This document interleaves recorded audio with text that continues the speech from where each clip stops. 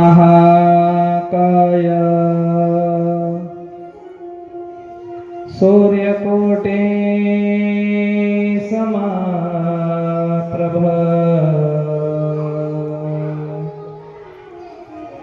निर्विघ्नं कुरु मे देव सर्वकार्येषु सर्वदा। गजाननं भूतगणादिसेवितं कपिध्वजम्बोफलसारभक्षणम् उमासुतं शोकविनाशकारकम्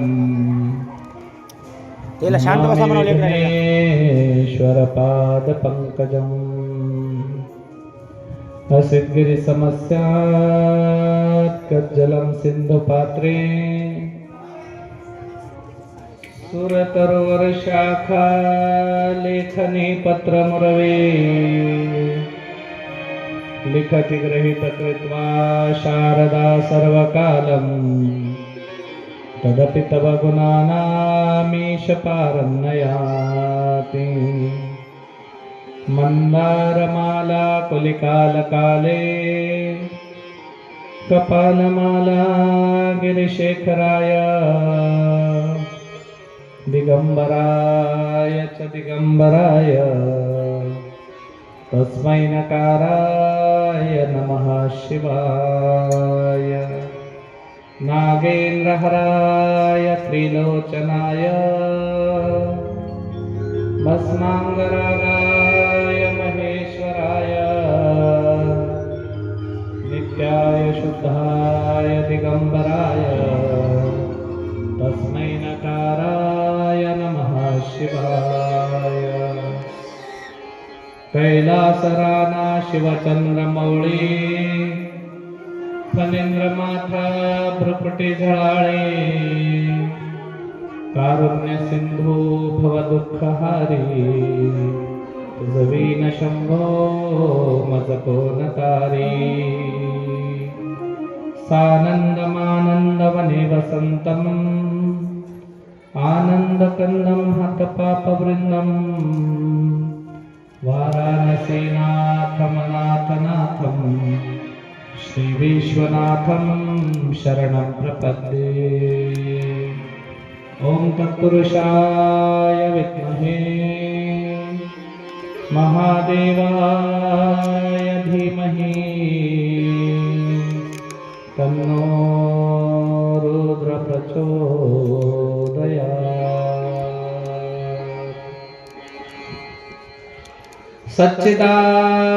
सच्चिदानन्दरूपाय विश्वोत्पत्त्यादिहेतवे तापत्रय विनाशाय गोविंदाय वयं नमः।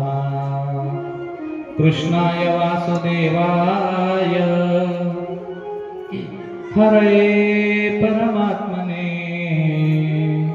प्रणतः क्लेशनाशाय गोविंदाय नमो नमः। वसुदेवसुतं देवं कंसचानूरमर्दनं देवकी परमानन्दं कृष्ण वन्दे जगद्गुरु। गुरुर्ब्रह्मा गुरुर्विष्णु गुरुर्देवो महेश्वरा गुरु साक्षात् परब्रह्म तस्मै श्री गुरुवे नमः। कस्तूरी तिलकं ललाटपटले वक्षस्थले कौस्तुभं नासाग्रे वरमौक्तिकं करतले वेणुकरे कङ्कणम् सर्वांगे हरिचंदनं सुललितं कंठे च मुक्तावली गोपस्त्री परिवेष्टितो विजयते गोपालचूडामणि। करारविन्देन पदारविन्दं मुखारविन्देन विनिवेशयन्तं वटस्य पत्रस्य पुटेशयानं बालं मुकुन्दं मनसा स्मरामि। सुखावसाने त्विदमेव सारं दुःखावसाने त्विदमेव गेयं देहावसाने त्विदमेव जाप्यं गोविन्द दामोदर माधवेति। माता यशोदा हरि को पुकारे,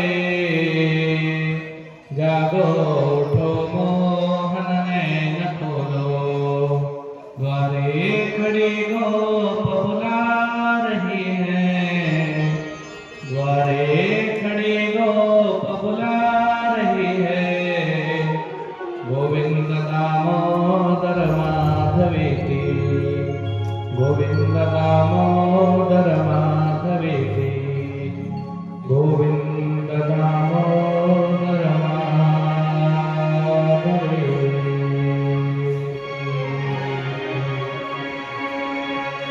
राधे कृष्णा कृष्ण कृष्णा राधे राधे।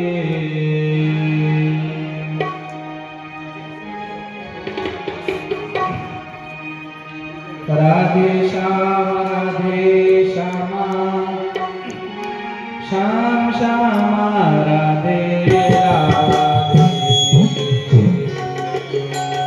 राधे कृष्णा राधे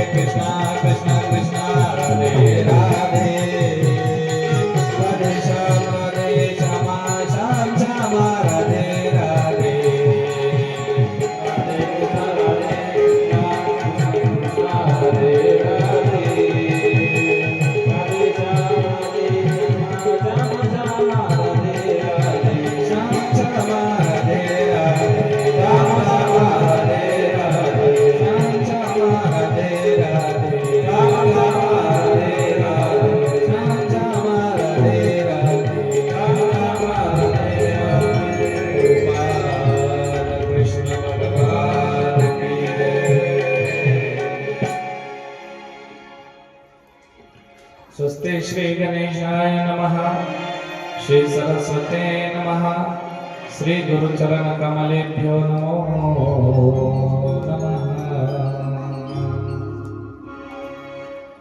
प्रस्तुत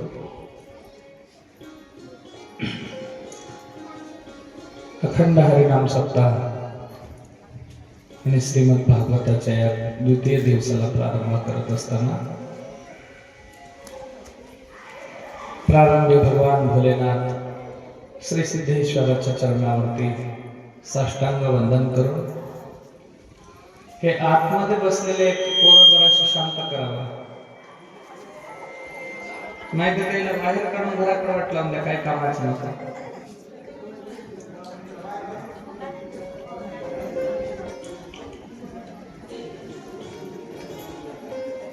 त्याच्या गद्द्यामध्ये पळून जायचं आहे, तुम्हीच राहा बाबा.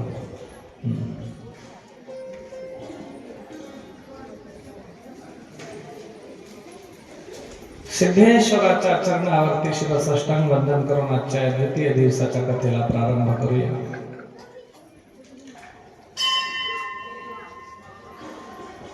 काल कथेचं आपण मंगलाचरण घेतलं, थोडस महात्म्य श्रवण केलं आणि महात्म्य ऐकल्याच्या नंतर अल्पसा वेळ काल आपल्याकडे होता, 1-1.5 तासच आपण त्या ठिकाणी कथा ऐकली आणि काल आपण आरती करून पहिल्या दिवसाची सुरुवात कशी केली.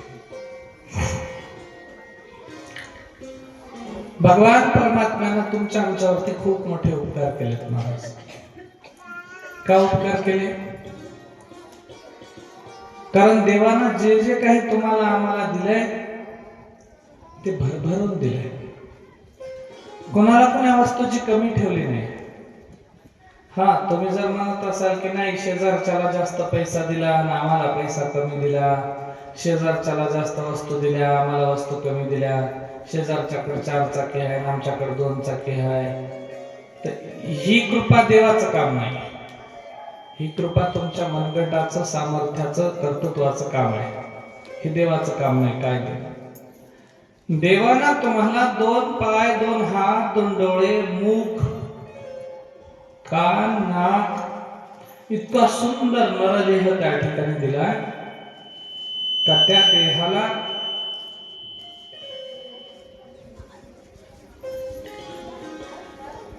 इतर कुठल्या पैशामध्ये, व्यवहारामध्ये याच्यात मोजतो म्हटल्याच्या नंतर मोजता येत नाही. औट कोटी तीर्थावळी या पृथ्वीवरती आहे.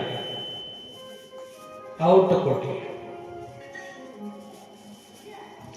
आणि औट हाताचा माणसाचा देह आहे.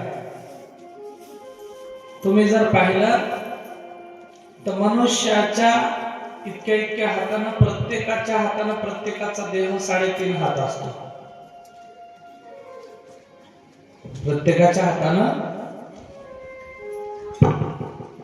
3.5 हात प्रत्येकाचा देह असतो. आणि हे कशासाठी देवानं नरदेह प्राप्ती करून दिली? पहा तुम्ही,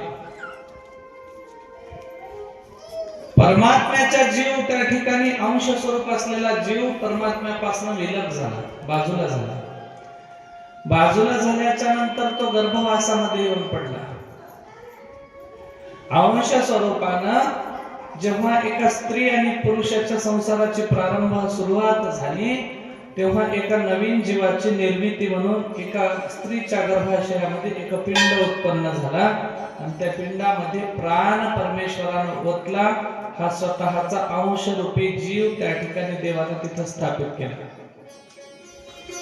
महिना, 2 महिने, 3 महिने याला हळूहळू डोकं फुटायला लागलं, याला हळूहळू केस यायला लागले, याचे हात पाय यायला लागले, याला डोळे, नाक, कान. हा मग कुठल्या योनीला जाणार? का हा मनुष्य म्हणून आहे, का हा कुठला पशु म्हणून आहे, याचे डिटर्मिनेशन होते, याची विभागणी होते. आणि 3 महिन्याच्या नंतर हळूहळू 7व्या महिन्यापर्यंत ते 8व्या महिन्यापर्यंत याला पूर्ण अवयव येऊन जातात. अवयव आल्याच्या नंतर हा जीव जेव्हा याला कळायला लागतं की आपण कोणत्या तरी अंधाऱ्या कोठडीमध्ये आहोत, आईच्या गर्भाशयामध्ये, मातेच्या गर्भामध्ये आपण जेव्हा अंधाऱ्या कोठडीमध्ये आहोत त्यावेळेला याचा जीव कासावीस व्हायला लागतो. कासावीस झाल्याच्या नंतर हे त्या ठिकाणी बाळ पोटातल्या पोटात फिरायला लागतं. कधी हात हलवतं, कधी पाय मारायला लागतं, कधी आईला वाटतं हे कौतुक पाहते आई, आणि लेकरू कसं त्या ठिकाणी पोटातल्या पोटात खेळायला म्हणते, पण लेकरू कासावीस व्हायला लागले राहतं तेव्हा अंधारामध्ये. नरकमूत्राचे धोतर त्यामध्ये केली पिंड रचना, दिलेवर फाटे लोटून ते दुःख सांगता येईना. पाणी आहे भोवताल गर्भाशयाच्या, आणि घाणीचं पाणी असलेल्या आतमध्ये त्या ठिकाणी तो गर्भ आहे, आणि गर्भाचं मुख बंद आहे. श्वास कशाने घेतोय तर आईने श्वास घेतल्याच्या नंतर आईचा श्वास त्या नाळेसोबत जुडला असल्याने यानं पोटावाटाने श्वास घ्यायला लागला. आणि श्वास घेताना परमेश्वराला प्रार्थना करायला लागला की परमात्म्या, हे विधात्या, हे देवा, अरे काही कर म्हणला, मी या जागेवरती फार कासावीस व्हायला लागलो, मला एकदाच या ठिकाणावरून तू काय कर, मोकळं कर, मला या अंधाऱ्या कोठडीतून बाहेर काढ, कारण मला इथं फार दुःख व्हायला लागलं, मला इथं त्रास व्हायला लागला, आणि या दुःखामध्ये मी त्रस्त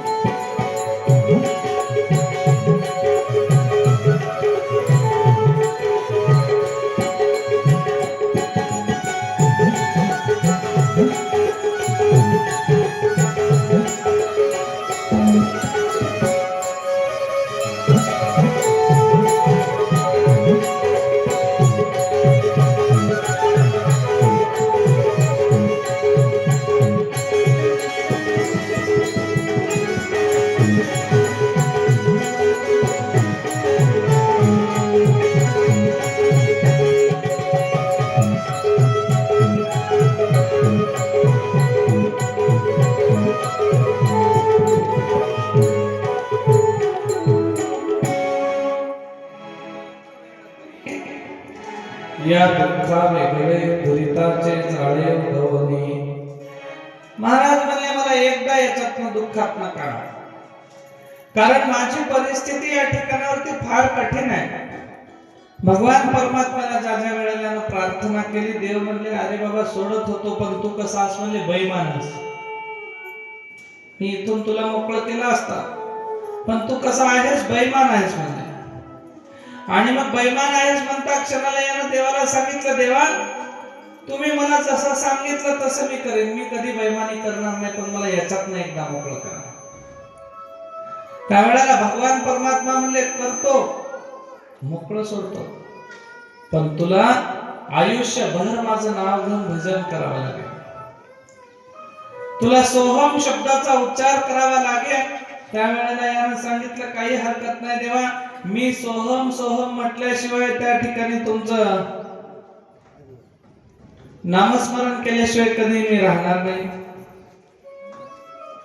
आणि मग नामस्मरण करीत राहील म्हणत असताना देवाला दया केली, कृपा केली आणि 9 महिने 9 दिवसाचा कालावधी पूर्ण झाला. भगवान परमात्म्याने याला बाहेर काढलं. या मृत्यू भूमिकेवरती याचा जन्म त्या ठिकाणी झाला. आईच्या कुशीतनं बाळ बाहेर निघाला आणि बाहेर निघाल्याच्या नंतर डॉक्टरनं त्याची नाळ तोडली आणि त्या ठिकाणी त्याला माया चिटकली. महाराज, आईच्या पोटची असलेली माया ते नाळ त्या ठिकाणी याची तुटली. नाळ तुटल्याच्या नंतर देव म्हणले आता मोकळं केलं, आतापासून माझं नाव घ्यायला सुरू कर. मन म्हणले सोहम सोहम सोहम. सोहम कशाचं आलं, कोहम कोहम म्हणून रडायला लागलं. महाराज, देव म्हणले मला पहिल्याच माहित होतं तू बैमान आहेस, मी त्याच्यासाठी तुला सोडायला गेलो म्हणले, पण तरी तुझ्यावरती दया करून मी तुला सोडलं ना. आता क्या क्या करून रडायला लागलास, थोडा थांब म्हणले, तुला आयुष्यभर रडवतो. आणि म्हणून जीव बैमान झाला. अनंत असणारे उपकारांच्या राशी भगवान परमात्म्याच्या आहेत, पण लोकांना त्या ठिकाणी लक्षात येईल. ही जी कथा आपण श्रवण करायला लागलो, भगवान श्रीमन नारायणांनी ही कथा ब्रह्माजींना अर्पण केली. श्रीमद भागवत तरन तारिणी असणारी ही भवभय हरिणी असणारी ही गंगा, ब्रह्माजींनी ही गंगा सनकादिकांना दिली. ही कथा नारायणांपासनं ब्रह्माजींपर्यंत, ब्रह्माजींपासनं सनकादिकापर्यंत, सनकादिकांनी हीच कथा नारद महर्षींना दिली.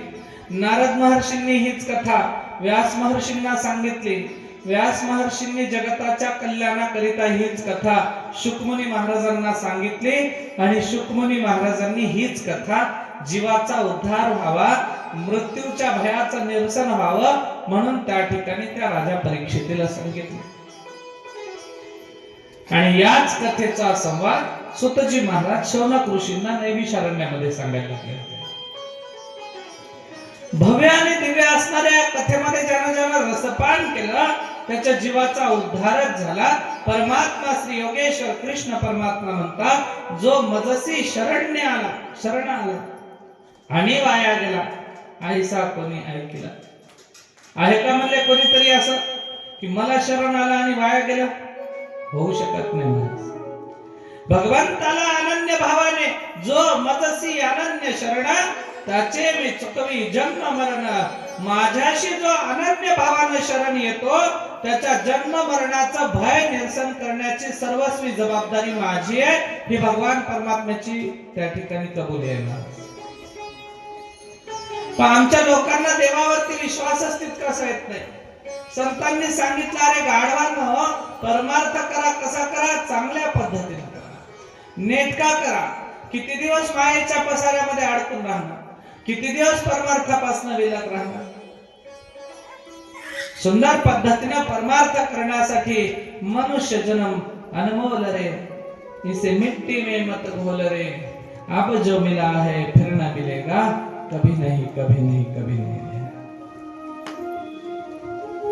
सुंदर असा हा मानवी देह महाराज म्हणजे तुम्हाला आम्हाला प्राप्त झाला.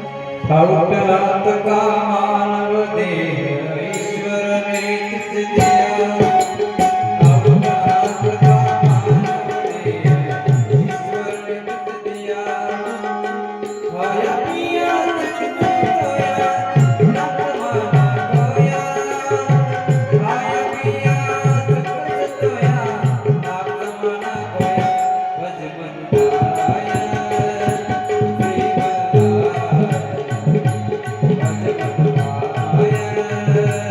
श्री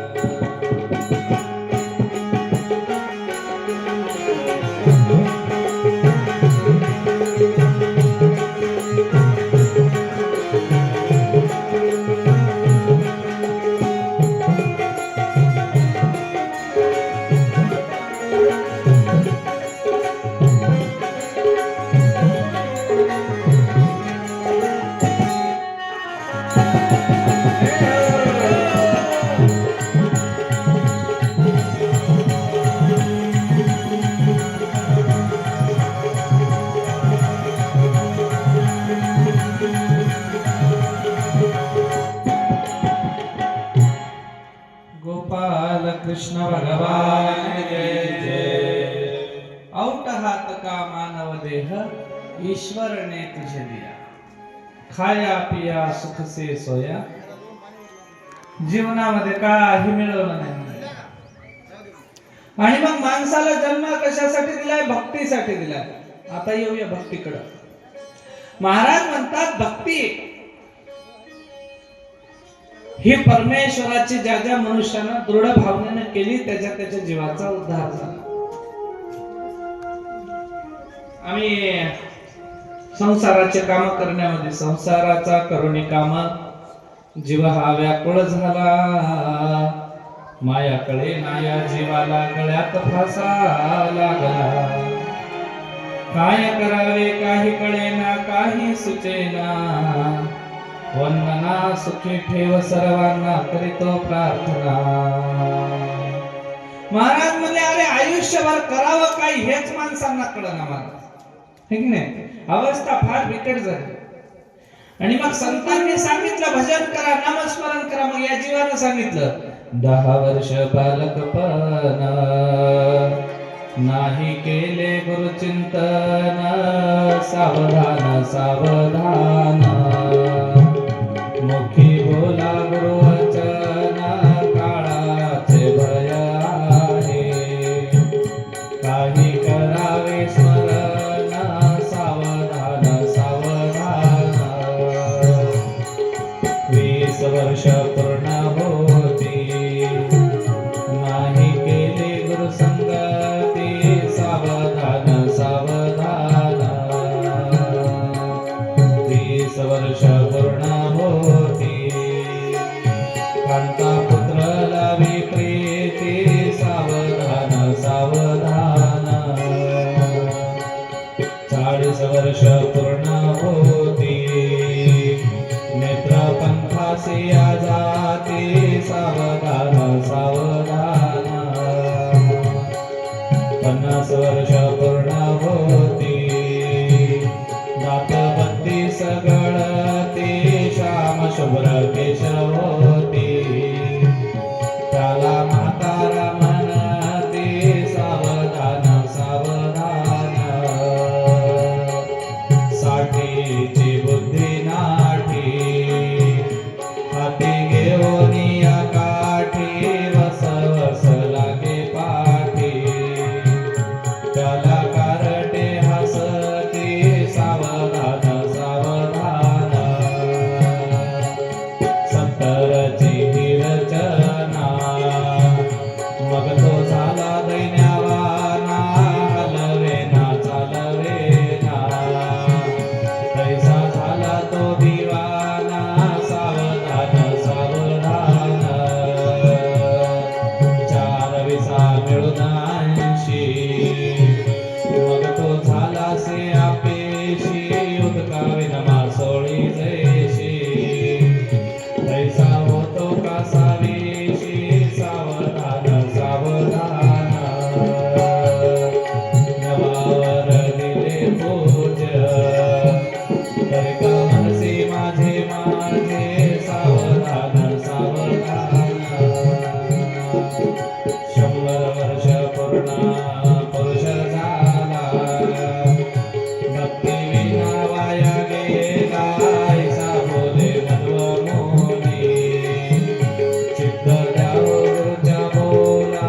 सावधान सावधान मुखी बोला गुरुवचन.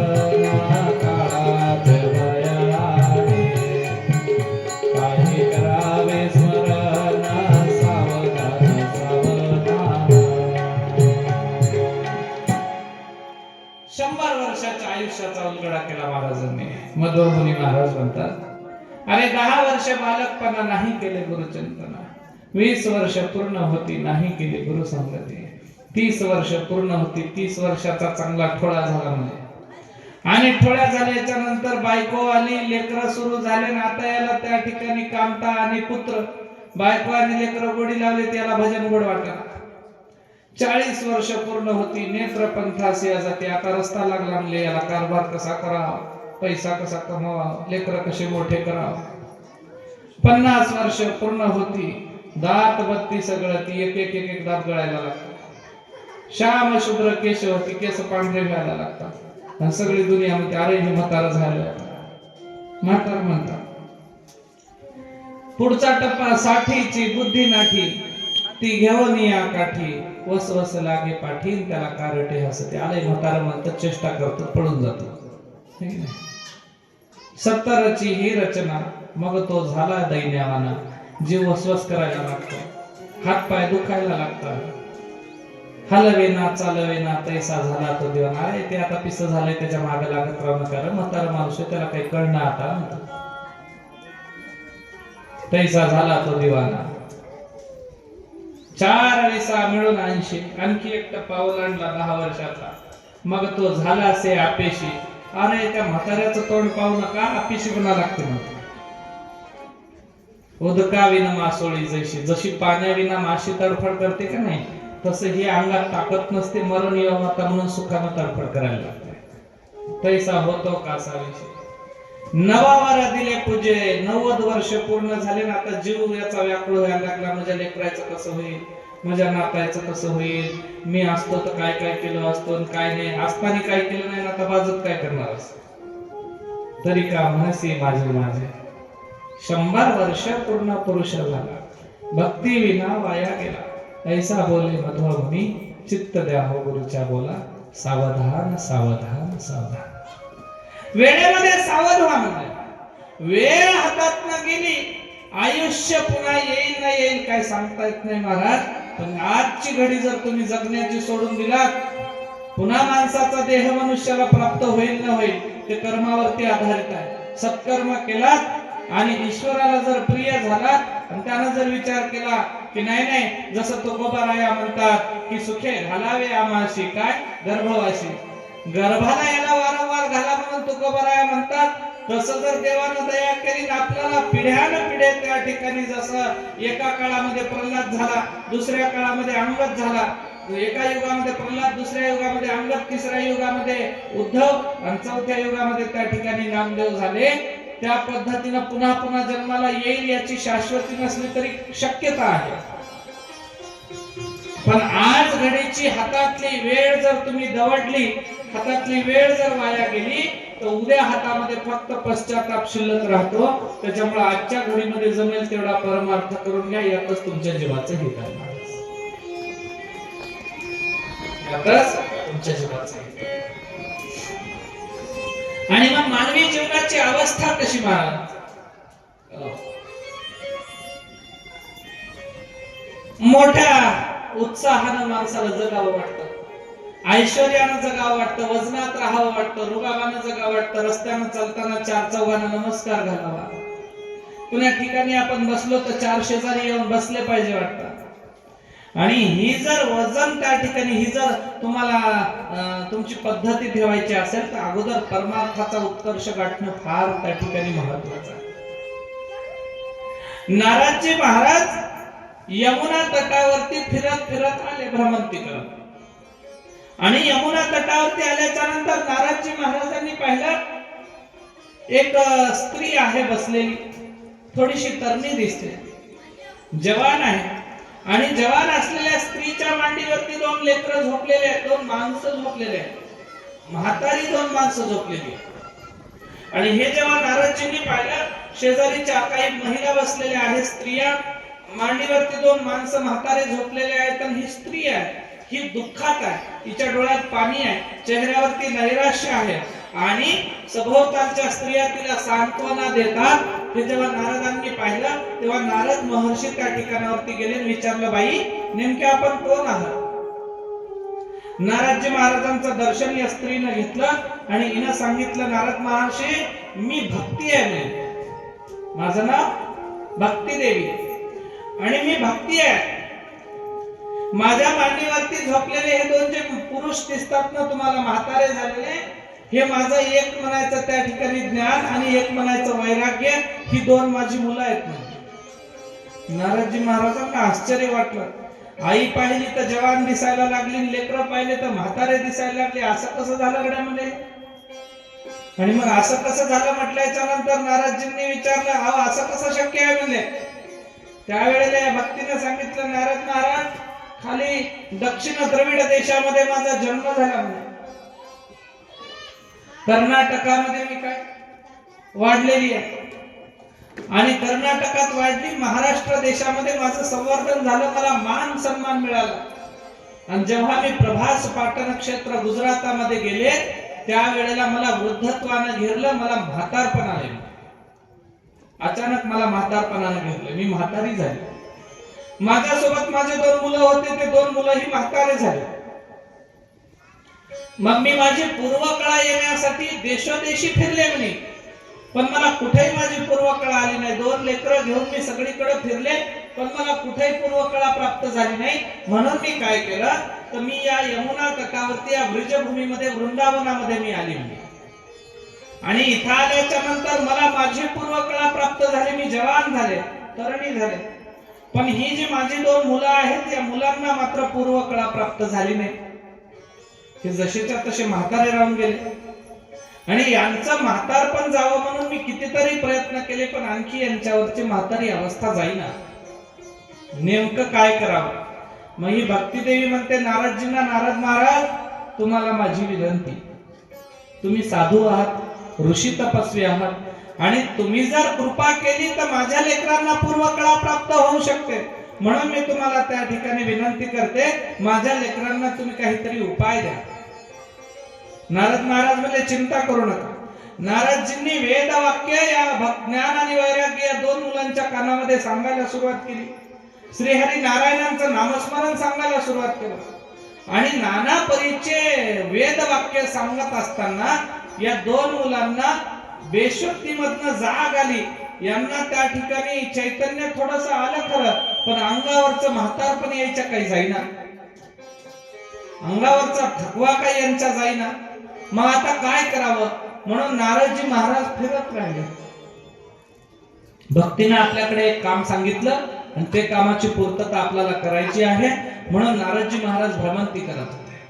भ्रमंती करत असताना, फिरत असताना नारदजी महाराजांची भेट सनकादिकांना झाली. सनकादिकांनी विचारलं, इथं काय करताय तुम्ही, कशासाठी आलात, काय चाललंय तुमचं? त्यावेळेला नारदानं भक्तीचं सगळं वर्णन सांगितलं. अशा पद्धतीने मी वृंदावन यमुना तटावरती गेलो होतो, तिथं भक्तीची अशी अवस्था झाली, तिचे 2 मुलं म्हातारे झाले आणि त्यांना चैतन्य मिळावं, त्यांना पूर्वकळा प्राप्त व्हावी, त्यांची पूर्वीची अवस्था त्यांना मिळावी, म्हणून मी फिरायला लागलो. त्यावेळेला सनकादिक म्हणले, अशी मिळणार नाही, ऐका म्हणले, तुम्हाला आम्ही काही सांगतो. म्हणले, सांगा. काय नाही म्हणले, त्या भक्ती ज्ञान आणि वैराग्याला बोलावून सुंदर अशा पद्धतीने श्रीहरीची भागवत कथा सांगा. भगवान परमात्म्याची कथा त्याला श्रवण करू घाला, जेणेकरून त्यांना चैतन्य प्राप्त होईल. आणि मग चैतन्य प्राप्त होईल म्हटल्याच्या नंतर नारदजी महाराजांनी म्हणले, ते काय असतं कथा? सनकादिक म्हणजे आम्ही स्वतः सांगू, तुम्ही काय करा, चांगलं आयोजन करा. मग आयोजन करा तर कुठं करायचं? मग या सनकादिकांनी सांगितलं, हरिद्वार क्षेत्रावरती गंगेच्या काठावरती आनंद नावाचा घाट आहे. आनंद नावाच्या घाटावरती तुम्ही कथेचं आयोजन करा. पवित्र गंगेच्या सानिध्यामध्ये आनंद घाटावरती श्रीहरीची कथा आपण लावायची आणि श्रीहरीच्या कथेमध्ये ज्ञान, भक्ती आणि वैराग्य या तिघांना बोलावून घ्या. तिथं त्यांचं कल्याण आपण करूया. सनकादिकांनी सांगितलं. नारदजी महाराजांनी हरिद्वार आनंद घाटावरती सुंदर अशा पद्धतीच्या कथेचं आयोजन केलं. असाच भव्य आणि दिव्य मंडप उभा करण्यात आला, असंच व्यासपीठ उभं करण्यात आलं, सनकादिकांना आसन देण्यात आलं. नारदजी महाराज श्रोते बनवून, ज्ञान, भक्ती, वैराग्य श्रोते बनवून आणि देशोदेशीचे राजे माते काय साधुमुनी तपस्व्यांना बोलावण्यात आलं आणि सुंदर पद्धतीने भागवत कथेचं आयोजन करण्यात आलं. ज्ञान, भक्ती, वैराग्य तिघाही सम्मिलित झाले, सहभागी झाले. भागवत कथा सुंदर पद्धतीने चालू आहे.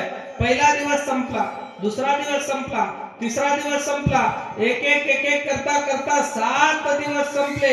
त्यांच्या शरीरावरचा थकवा उडाला, अंगावरचं वृद्धत्व सरत आलं आणि जेच कथेचे 7 दिवस संपले, या ज्ञान आणि भक्ती आणि वैराग्याला तिघांनाही पूर्वकळा प्राप्त झाली. ते जसेच्या तसे तरणे झाले आणि सुंदर पद्धतीने भगवान परमात्म्याच्या या श्रीहरीच्या कथेमध्ये भजन करून आनंदाने नाचायला लागले आणि देवाच्या नामाचा जयघोष त्या ठिकाणी करत होते. प्रभू परमात्म्याचं भजन करताना सुंदर ज्ञान वैराग्य आणि भक्ती आनंदानं देवाचं नामस्मरण करतात. नारायणा नारायणा ओम नमो श्री नारायणा.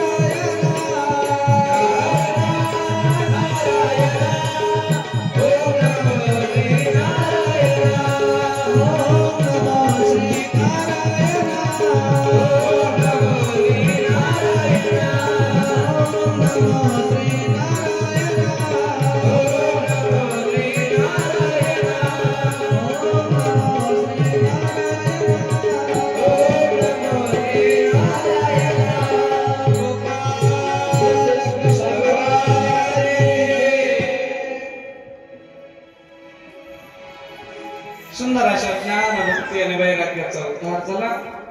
भगवंताच्या लीला चरित्रामध्ये कथेमध्ये त्या ठिकाणी तिघांचाही त्या ठिकाणी स्वरूप सुंदर अशा पद्धतीचं एक चरित्रमय भगवंताचं गुणगान या तिघांनी ऐकलं आणि तिघांनाही पूर्वकाळ प्राप्त झाला.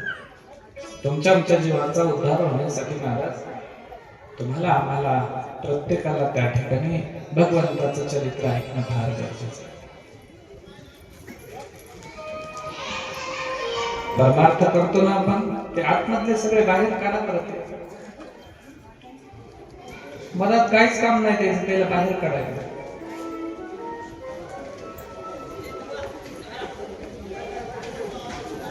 देवानं तुमच्या आमच्यावरती खूप उपकार केलेत महाराज. मी सुरुवातीपासून शेवटपर्यंत हेच तुम्हाला सांगणार आहे, लक्षात ठेवा. फार अनंत अनंत परमात्म्याचे उपकार तुमच्या आमच्यावरती आहेत, ज्यानं आनंदानं तुम्हाला आम्हाला कथा ऐकण्यासाठी या ठिकाणावरती बसवले. लक्षात घ्या एक गोष्ट, आजही जगामध्ये काही लोक असे आहेत, आत्ता आज या घडीला का सकाळी आपण जेवण केलंय, पण संध्याकाळी आपल्याला काय भेटेल जेवायला याची वानवा त्यांच्या जीवनामध्ये आहे. काही जणांना संध्याकाळी खायला भेटतं, पण उद्या सकाळी भेटेल की नाही याची चिंता. आजचा दिवस कसा बसा कुठेतरी पाय ठोकून आपला निघालाय, पण उद्याचा दिवस कोण्या जागेवरती निघेल याची शाश्वती नाही. आणि मग या गोष्टीची चिंता त्यांना आहे, तुम्हाला आम्हाला नाही.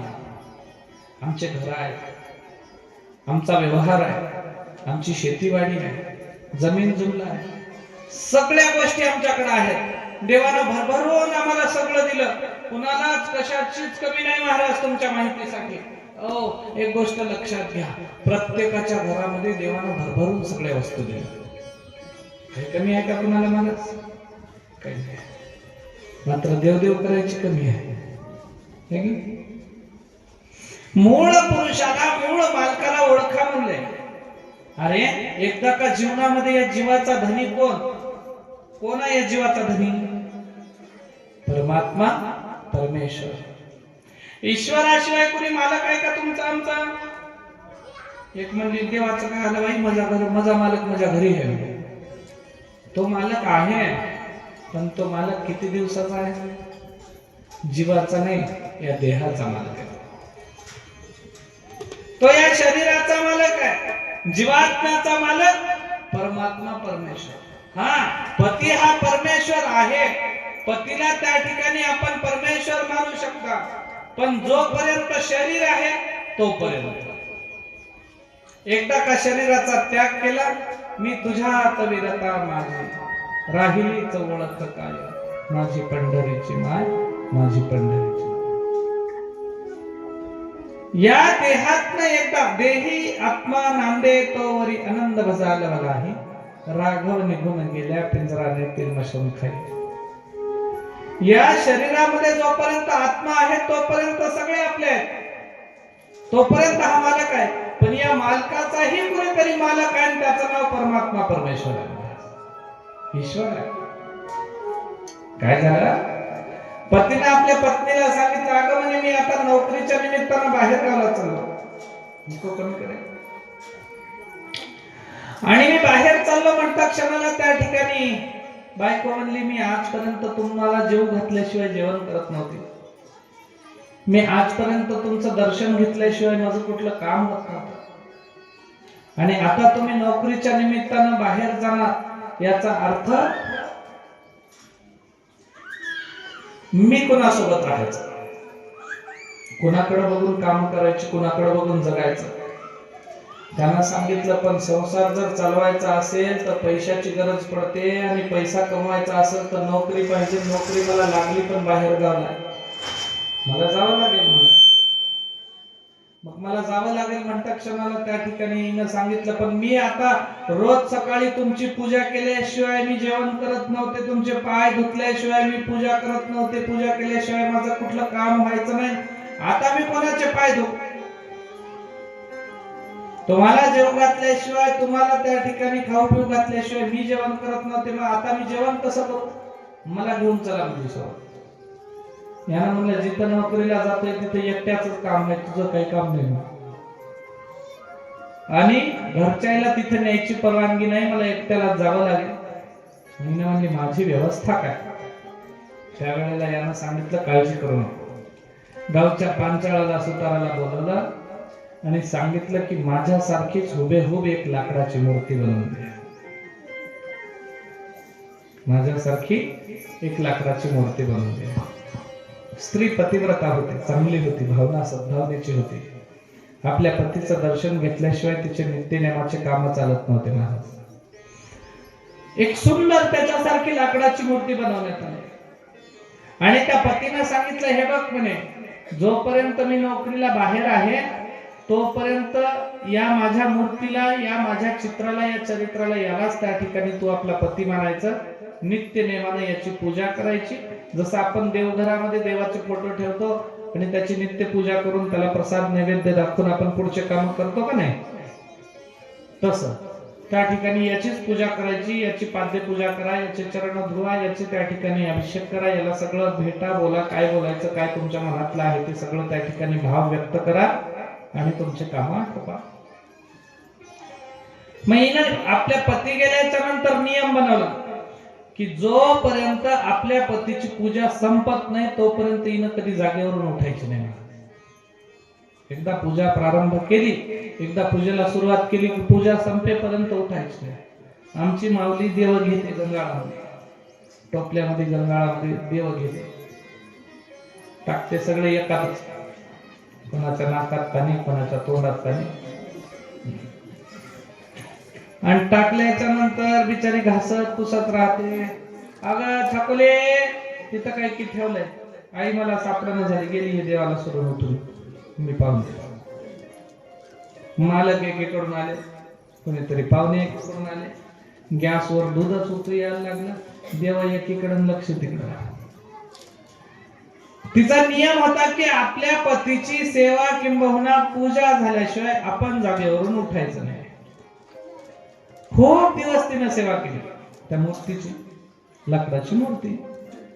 पण पती म्हणून तिने भाव व्यक्त केला आणि त्या मूर्तीची पूजा केली, खूप दिवस केली. एके दिवशी ना दरवाजा घराचा लावला ना आतमध्ये पूजा करत बसली होती आणि बाहेरून तिचा नवरा आला आणि दरवाजा वाजवायला लागला. नेमकीच पूजा हिनं सुरुवात केली होती. हिनं म्हणली, कोण आहे? त्याने म्हणला, मी तुझा नवरा. ते म्हणले, थांबा, म्हणजे पूजा व्हायची आहे. त्याने म्हणला, कोणाची पूजा करायची? तिने म्हणली, नवऱ्याची. यानं म्हणलं, अगं पिशे, मी बाहेर थांबलो, दार काढ म्हणली. म्हणला ना, तिने म्हणली, मी उठू शकत नाही, माझ्या नवऱ्याची पूजा चालू आहे. अगं मीच बाहेर थांबलो. ती म्हणली, मला बाकीचं माहित नाही, माझ्या नवऱ्याची मी पूजा करायला लागले. बराच वेळ दरवाजाच्या बाहेर थांबला. आता दरवाजा काढील, मग काढील, पण त्यानं तिची पूजा संपणार, त्यानं कसा निघेल पाहिजे, दरवाजा कसा निघणार होता. आणि मग बराच वेळ झाल्याच्या नंतर याला राग आला. तुला अक्कल आहे का म्हणला, दरवाजावर ताड कल्लात घातली, आतमध्ये आलं की बरोबर हिनं ही पूजा सोडली, त्याचे पाय धरले. तेव्हा जोपर्यंत तो नजरेला पडत नव्हता, जोपर्यंत हा नजरेच्या समोर होता, तोपर्यंत त्याचं महत्व नव्हतं. पण ज्या वेळेला तो खरा त्या ठिकाणी समोर आला, दरवाजा तोडून सामने आला, त्याच्या समोर आला, त्यावेळेला हिनं या खोट्याला सोडून दिलं आणि खऱ्याचे पाय धरले. हो, लक्षात ठेवा, तुमच्या आमच्या जीवनामध्ये देव आम्हाला जोपर्यंत कळाला नाही तोपर्यंत ठीक आहे, पण जेव्हा परमेश्वराचं अस्तित्व कळालं, देव घटाघटामध्ये चराचरामध्ये व्यापलेला आहे, विठ्ठल जळीस्थळी भरला, रिता ठाव नाही उरला. कुठंच जागा रिकामी सोडली नाही महाराज परमेश्वराने. अनु रेणू या ठोकणा, परमेश्वराचं अस्तित्व कणाकणामध्ये व्यापलेलं आहे. मग तो परमात्मा, त्याचं मूळ स्वरूप जर जाणायचं असेल तर ते स्वरूप त्या ठिकाणी तुम्हाला अंतरामध्ये शोधता येतं. तो अंतरामध्ये बसलेला आहे. कुठे शोधीशी रामेश्वरानं, कुठे शोधीशी काशी, हृदयातील भगवंत राहिला हृदयातून उपाशी. परमेश्वर अंतरात बसलेला आहे. मग जोपर्यंत अंतरातला ओळखू येत नाही तोपर्यंत देवपाठातले किती पूजत बसा, काही अर्थ नाही. आणि एकदा अंतरातला ओळखू आला का अवघ चराचर त्या ठिकाणी तुम्हाला देवघरात देव नाही, सगळीकडे देव दिसायला लागतो. त्याच्यामुळे परमेश्वराचं अस्तित्व फार मोठं आहे. आम्हाला त्या पद्धतीने ओळखावं लागेल, त्या पद्धतीने त्याचं चिंतन करावं लागेल आणि जीवाचं कल्याण साधावं लागेल.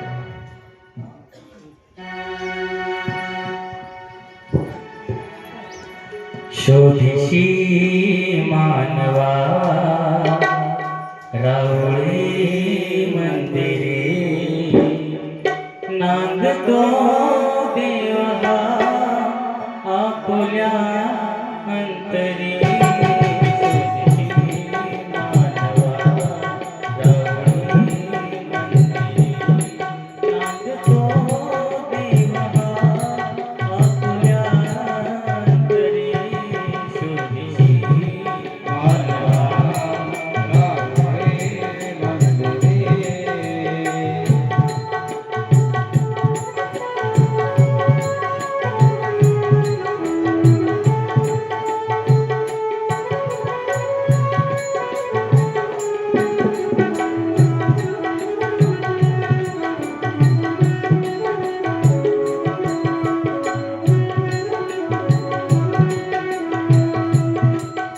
भेटतो देव का पूजनी अर्चनी पुण्य का लाभते दान धर्मातुनी शोध रे देवता आपुल्या जीवनी आंधळा खेळमा खेळशी उठवली शोधचे मानवा रावळे मंदिरे नांदतो देवा आपुल्या अंतरे शोधिसे मानवा रावळे मंदिरे शोधिसी मानवा रावळे मंदिरी नांदतो देव हा आपल्या अंतरी. अंतरामध्ये स्थिरावलेला. आता तो असतो कसा महाराज तुम्हाला सांगतो थोडक्यात, अनुभूती घ्या. गावातले सगळे काम आटोपून तुम्ही इथं सिद्धोबापाशी येता ना? आल्याच्या नंतर सणावाराला त्या मंदिरामध्ये जाता. त्याच्या समोर ज्याला पाहण्यासाठी घर सोडून इथपर्यंत आला त्याच्या समोर गेल्याच्या नंतर डोळे लावून पाया पडतात. डोळे लावून नमस्कार घालतात. कधी पंढरपूरला गेला असाल, कधी काशीला गेला असाल, कधी रामेश्वरला, कुठं कुठं गेले असाल, तीर्थयात्रेला गेले असाल ना कधीतरी. काशीला गेले की नाही? कोण कोण गेले काशीला? हात वर करा बरं. काशीला गेले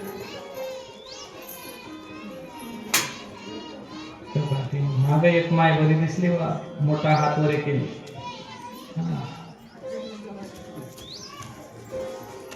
बाकीचे अर्धाला हात वर केले, अर्ध्यातून काय वापस आले काय?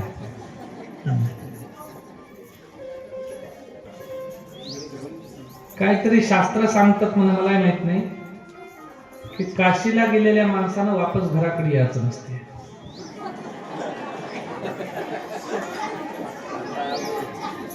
आता सांगा कोण कोण गेले त्या?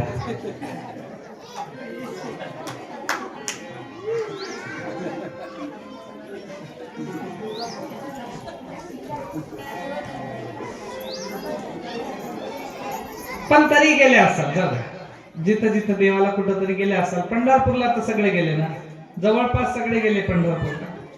माहूरला इथून आपण तिथपर्यंत जायचं, पैसे खर्चून जायचं. आता एक फुकट झाले, अर्धे तिकीट पूर्णच फुकट म्हणल्यासारखं आता झालं. पण सगळ्यांनी तिथपर्यंत जायचं. गेल्याच्या नंतर तिथं बारीला उभं राहायचं 2-2, 3-3 तास, 4-4 तास, 5-5 तास, 6-6 घंटे, एक दिवस उभं राहायचं बारीवर. आणि रांगेत उभं कशाला राहायचं? देवाला पाहण्यासाठी, त्याचं दर्शन घ्यायलाच ना. आणि मग दर्शन घेण्यासाठी उभं राहायचं, रांगेत राहायचं, मंदिरात प्रवेश करायचा, मंदिरात जायचं, मंदिरातून गर्भगृहात जायचं गाभाऱ्यामध्ये. आणि गाभाऱ्यात गेल्याच्या नंतर ज्याला पाहण्यासाठी दुसऱ्याला धक्के मारले, कुणाच्या पायावर पाय दिला, कुणाला मागे लोटून पुढे आलो, कुणाला धक्कलून आलो, कुणाला धक्का मारला, कुणाला शिव्या दिल्या, कुणाचा पाय आपल्या पायावर पडला तर त्याला घुसे हाणले, सगळं करत करत ज्याला पाहण्यासाठी मंदिरात पोहोचलो, त्याच्या समोर पोहोचल्याच्या नंतर डोळे लावून उभा राहिला, याला शहाणा म्हणावं का मूर्ख म्हणावं? म्हणले पडताना पाय असंच पडत असताना डोळे लावून, देवा सुखाचं ठेव रे, का डोळे लावून पाया पडतात? कारण इथपर्यंत खेटे खाल्ल्याच्या नंतर मंदिरात पोहोचल्याच्या नंतर त्या मंदिरातली मूर्ती सांगते, अरे येड्या, मला शोधायला इथं आलास तर मी इथं नाही, डोळे लाव तुझ्या अंतरात आहे. डोळे लाव तुझ्या अंतरात आहे. ती अनुभूती देते आणि त्या एका अनुभूतीसाठी देव आहे आणि देव चराचरात आहे नाही, अंतरामध्ये आहे, माझ्या सोबत आहे. आत्ता ही आत्तना नाथो, भगवान बुद्ध म्हणतात, तूच आहेस तुझ्या जीवनाचा शिल्पकार, तूच आहेस देव. तुला स्वतः स्वयंप्रकाशित व्हायचं, तुला स्वतः त्या ठिकाणी ज्ञानी व्हायचं, तुला आत्म त्या ठिकाणी ज्ञानी व्हायचं. आणि मग आत्मज्ञानी झाल्याच्या नंतर काय माहिती का, तुकोबारायांना प्रश्न केला होता एका साधकाने. तुकोबारायाला साधक म्हणतो, महाराज, what is the reason of nervousness in our life? महाराज, आमच्या जीवनामध्ये नैराश्य आहे, दुःख आहे. येते का दुःख? कधी कधी येतो का नाही? दुःख येतं का नाही? कंटाळा की असं आहे का तुम्ही 24 तास हसतच राहता? कधीतरी दुःख येतच असं, कुणाला कशाचं, कुणाला कशाचं. कुणाचे हातपाय दुखतात, कुणाचे व्याधी उठतात, कुणाला तापच राहते, कुणाला कुठली बिमारी, कुणाला शुगर, कुणाला बीपी, कुणाला काही त्रास, कुणाचे सांधेदुखी, कुणाचे महाराज काय सांगा म्हणतात टोंगळे चालू देणार. नैराश्य दुःख येतं. कुणाचं डोकं दुखतं, कुणाचं अर्ध डोकं दुखतं, कुणाचं माणसं बघून डोकं दुखतं. एक काय का महाराज, ये गेले डॉक्टरकडे, आणि डॉक्टरकडे गेल्याच्या नंतर डॉक्टरला म्हणले, डॉक्टर साहेब माझा इलाज करा. डॉक्टर म्हणले, झालं काय? मला कसं किच व्हायला.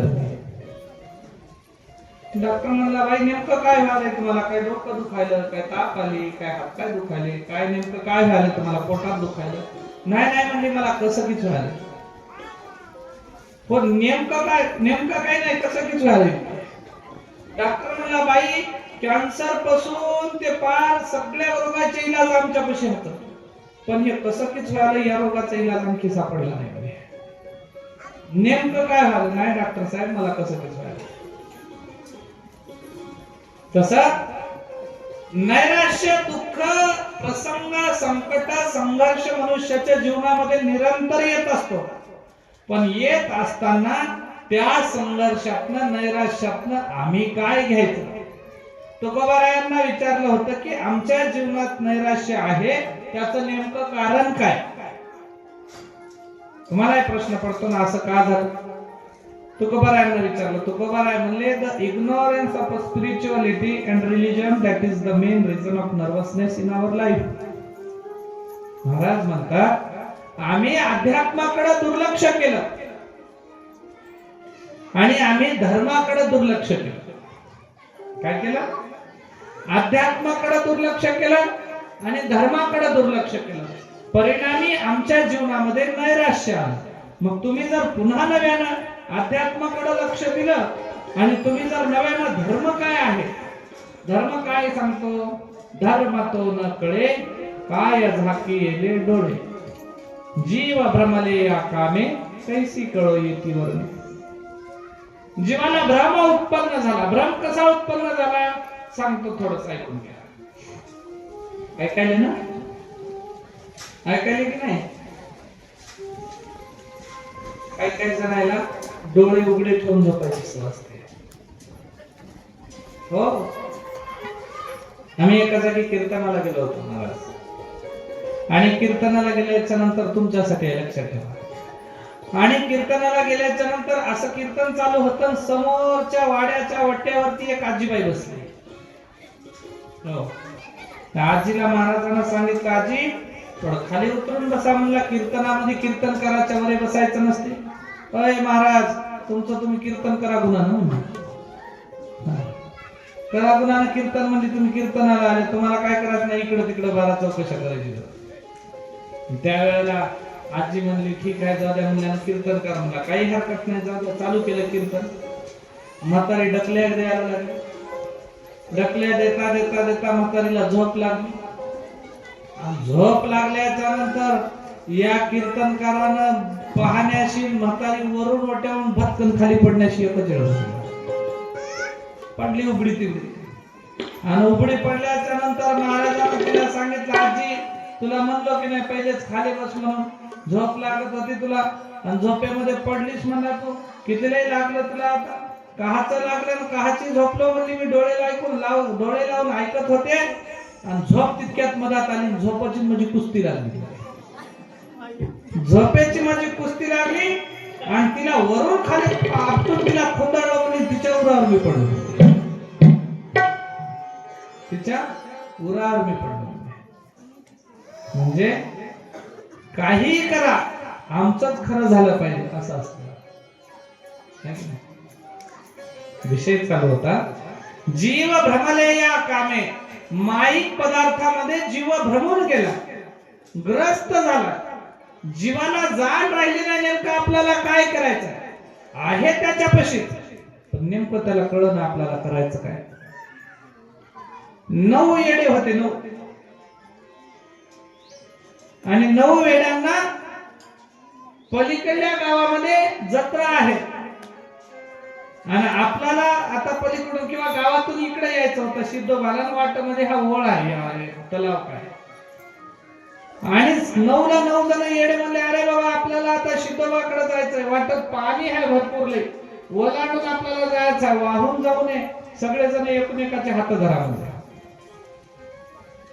9 जणांनी एकमेकाचे हात धरले अलीकडे आले आल्याच्या नंतर एक जण म्हणला अरे बाबा सगळे मोजून घ्या म्हणला बरोबर हात की मग सगळे मोजून घ्या म्हणल्याच्या नंतर सगळ्याला रांगण उभा केलं एक जण बाजूला होऊन मोजायला लागलं 1 2 3 4 5 6 7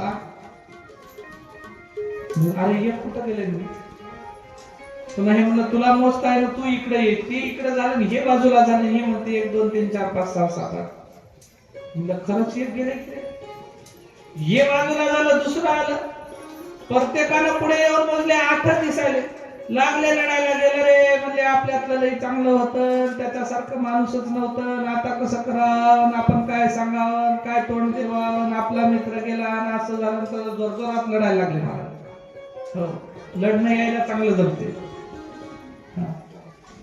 बापू मा काय चांगला होता श्री आणि रडायला लागले आणि रडत असताना जवळून एक साधू महात्मा चालला होता असं आपल्या दत्तगिरी महाराज सांगतात त्या साधू महात्म्याला जाताना या 9 येड्याला पाहिले रडायला लागले आणि रडताना या साधूने विचारलं अरे बाबा काय झालं का रडताय तुम्ही ते म्हणले महाराज आम्ही गावातून येताना 9 जण होतो सिद्धोबाच्या जत्रेला म्हणून निघालो आमच्यातलं एक जण गेलं आता कशी वाट करा आम्ही म्हणून महाराज रडायला लागले महाराज म्हणले चिंता करू नका मी सापडून देतो म्हणले ठीक आहे मग सगळ्याला रांगण उभं केलं आणि एकाला बाजूला घेतलं मोजा म्हणले आता यानं मोजले 1 2 3 4 5 6 7 8 महाराजांना त्याचा हात धरला आणि त्याच्या डोक्यावर ठेवला हे झाले म्हणजे 9 ही इतक्या वेळ सगळ्याला मोजू लागले पण स्वतःला मोजत नव्हते सापडलं लागले उड्या मारायला महाराज आता मला सांगा सापडायला गेलं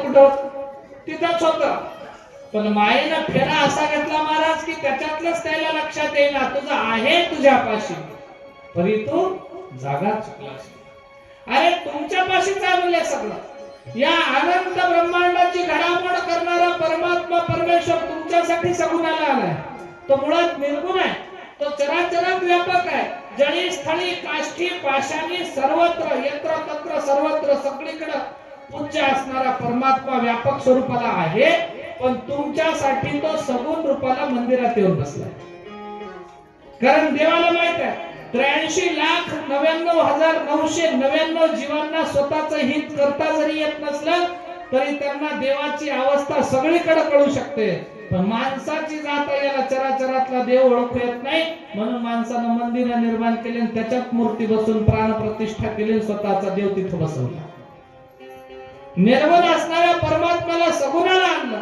मग सगुणाला आलेला परमात्मा तुमचं आमचं कल्याण करण्यासाठी तो त्या रावळामध्ये बसलेला आहे पण जोपर्यंत त्या अंतरातला जागृत होत नाही जोपर्यंत हृदयामधला परमात्मा परमेश्वर तुम्हाला कळत नाही तोपर्यंत तो देवळातला तरी तुमच्यावरती कृपा कसा करेल महाराज नाही करायचा मग देवळातल्यानं तुमच्यावरती कृपा करायची असेल तर अगोदर अंतरातल्याला संतुष्ट ठेवा.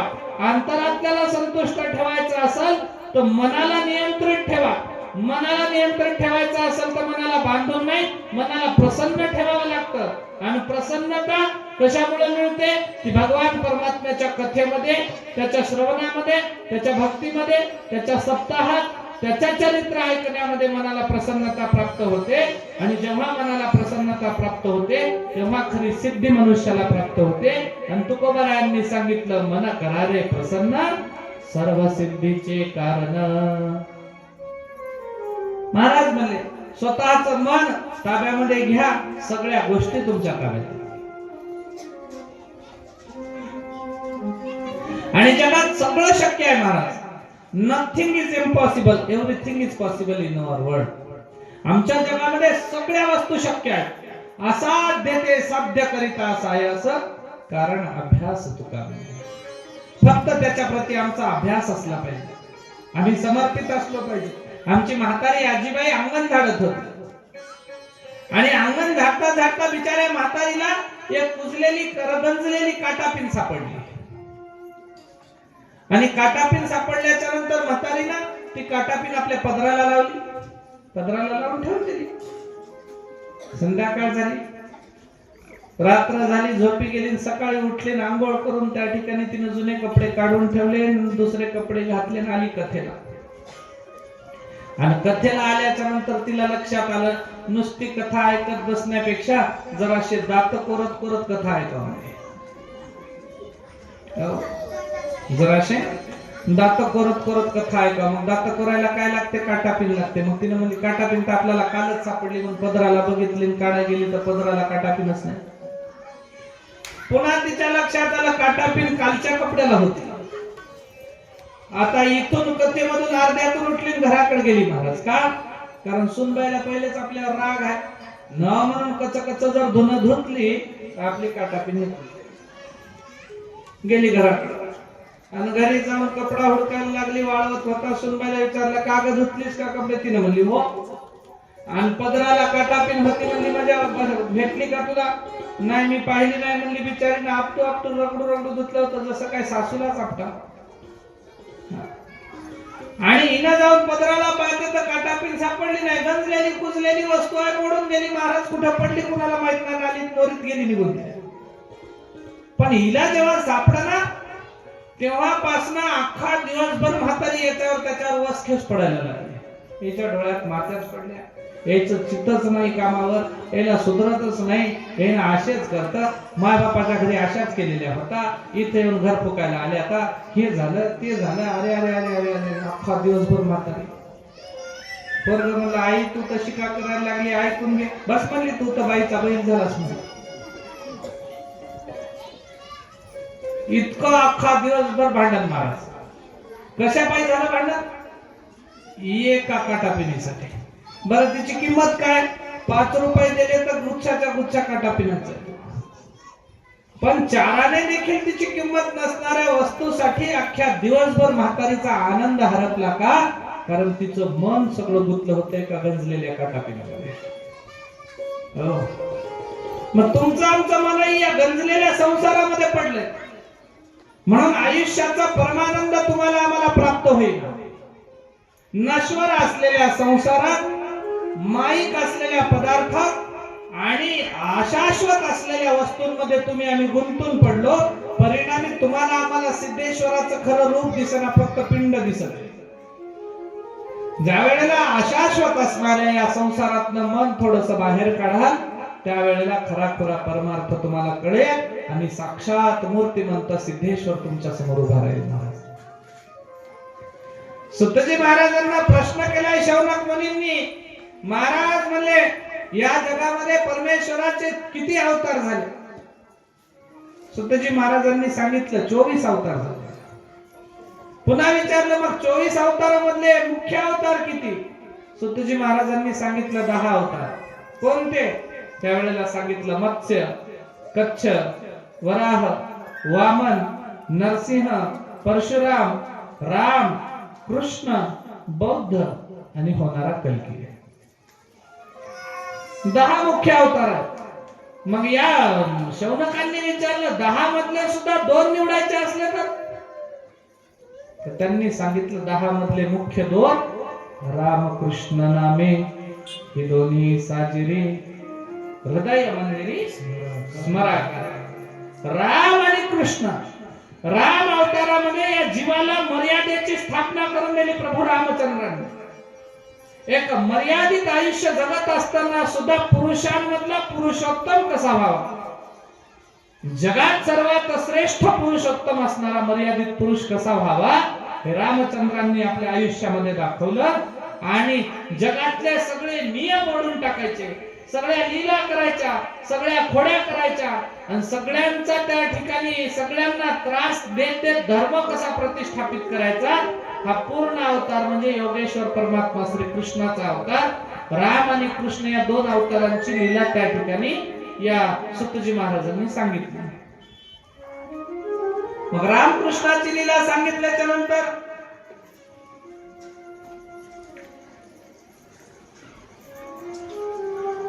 मनुष्य मात्राच्या जीवाच्या उद्धाराचं साधन काय सुतजी महाराजांनी सांगितलं. श्रीमद भागवत कथा. ते म्हणले याच्यामध्ये कोण्या देवाचं वर्णन आहे किंवा ही कथा कोणाला समर्पित आहे. त्यावेळेला सुतजी महाराज म्हणले ही कथा कोणालाही समर्पित नाही.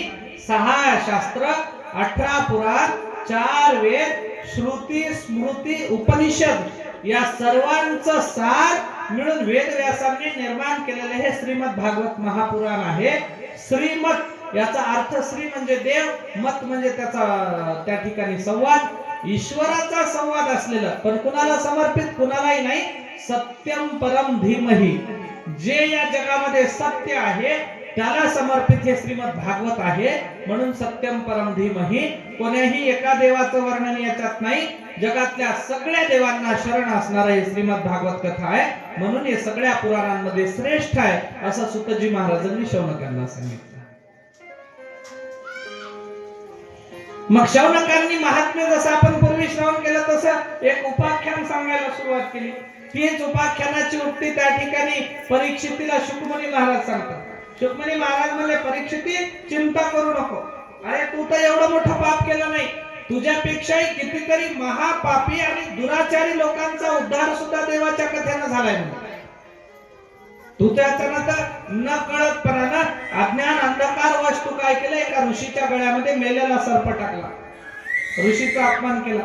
पण या जगात कितीतरी लोकांनी ऋषींची हत्या केलेल्या लोकांना सुद्धा मुक्ती भेटलेली आहे. म्हणजे साधू संतांचा जाणून बुजून अपमान केलेले लोक जेव्हा शरण आले ना तेव्हा त्यांना सुद्धा देवानं क्षमा केलेली आहे म्हणले. आणि म्हणून तू चिंता करू नको. शुकमुनी महाराज परीक्षितीला सांगतात आणि सांगताना आख्यान सांगतात गोकर्णाचं. गोकर्णाचं आख्यान सांगताना त्या ठिकाणी ते बोलायला लागले. ऐक म्हणले परीक्षिता,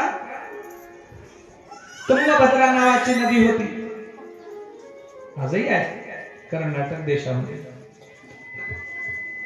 आणि या तुंगभद्रा नदीच्या किनाऱ्यावरती एक आत्मदेव नावाचे ब्राह्मण राहत होते. आत्मदेव नावाच्या ब्राह्मणाला त्या ठिकाणी अतिशय सुंदर अशा पद्धतीचं त्याचं चारित्र्य होतं, त्या ठिकाणी व्यक्तित्व होतं. एका सज्जन माणसानं जसं राहावं, एका चांगल्या माळकऱ्यानं जसं जीवन जगावं, एका चांगल्या नेटकं जगणाऱ्या सामान्य साधारण माणसानं जसं जीवन जगावं तसं तो जीवन जगत असे. कुणाला वाईट बोलायचं नाही, कुणाशी भांडण करायचं नाही, कुणाशी त्याचा मतभेद नव्हता, कोणी पुढं चाललं म्हणून याच्या पोटात दुखत नव्हतं, कधी याला कुणाचा काहीच त्रास वाटायचा नाही. आणि एवढा सज्जन ब्राह्मण 24 तास फक्त परमार्थामध्ये राहणारा देवदेव देवदेव देवदेव करायचा. आणि लक्षात ठेवा,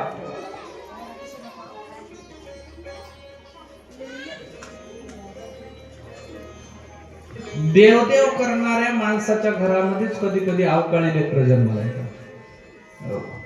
शांत असणाऱ्याच्या घरात जास्त खोडकर लेकरं जन्माला येतात. या आत्मदेवानं फार परमार्थ केला, पण या आत्मदेवाची जी घरातली बाई होती ना, तिला आतापासून तेवढं देव घाल नको, तिला काही करणार तू काय म्हणणार.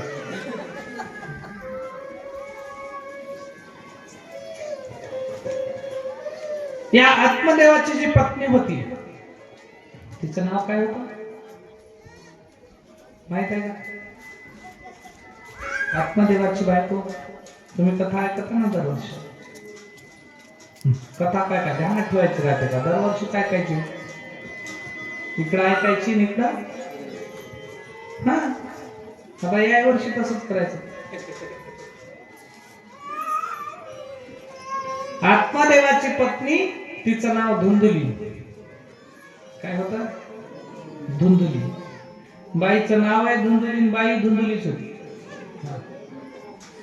नको त्याची भांडण करायला आणायची मला.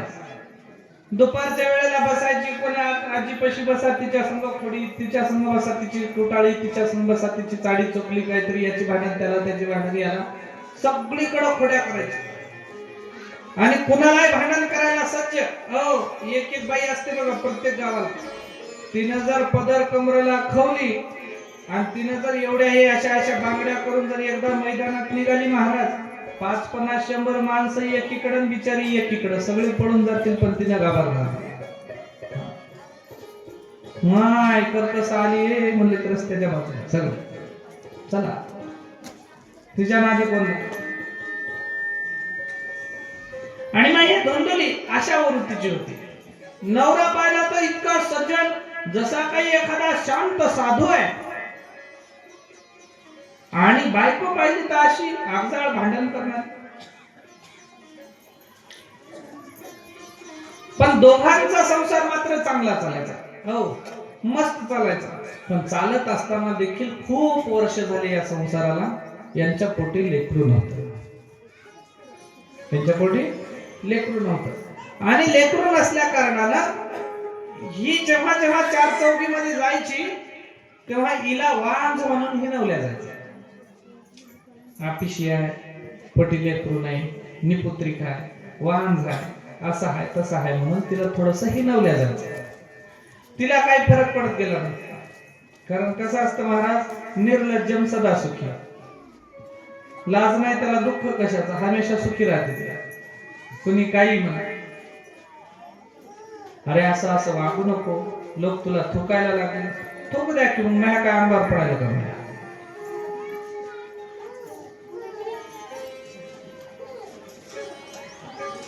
तर तशा वृत्तीची ही धुंदुली. पण एके दिवशी हीच बातमी त्या ठिकाणी या आत्मदेवाला कळाली की आपल्या बायकोला कोणीतरी वांज म्हणलंय, आपल्याला निपुत्रिक म्हणलंय. आणि निपुत्रिक म्हणल्याच्या नंतर या आत्मदेवाच्या काळजाला ही गोष्ट लागली महाराज. याला लेकरू नाही आणि निपुत्रिक आहे, हे आपिशी आहे. ज्या वेळेला ही गोष्ट ऐकली त्यावेळेला याच्या काळजाला लागलं. काळजाला लागल्याच्या नंतर यानं म्हणला बरोबर आहे, शास्त्रांनी सांगितलंय ज्याच्या पोटी लेकरू नाही त्याचा जगण्यात काही अर्थ नाही म्हणला. ज्याच्या पोटी लेकरू नाही त्याला पाणी पाजायला वंशाचा दिवा नाही, त्याला काय करावं नाही, मुक्ती भेटत नाही म्हणला. आणि माझा जगून काही अर्थ नाही, माझा जगून काही फायदा नाही. म्हणून मग याने विचार केला, बायकोला काय समजून सांगावं. बायको तर पहिलेच त्या ठिकाणी भांडकुदळी, पण आता आपला जगण्यात काही अर्थ नाही. गाव सोडून देऊन जंगलामध्ये निघून गेला. आता जीव द्यायच्या हिशोबाने गेला. जीव द्यायला गेल्याच्या नंतर उंच टेकडीवरती एका कड्यावरती उभा राहिला. वरून खाली उडी मारणार. पण त्या ठिकाणावरून एक महात्मा, एक साधू, एक वैष्णव, एक वारकरी त्या ठिकाणी जात होते. आणि जाणाऱ्या साधूने विचारलं, अरे दादा त्या टेकडीवरती काय करायला लागला बोले. यानं सांगितलं मी जीव द्यायला.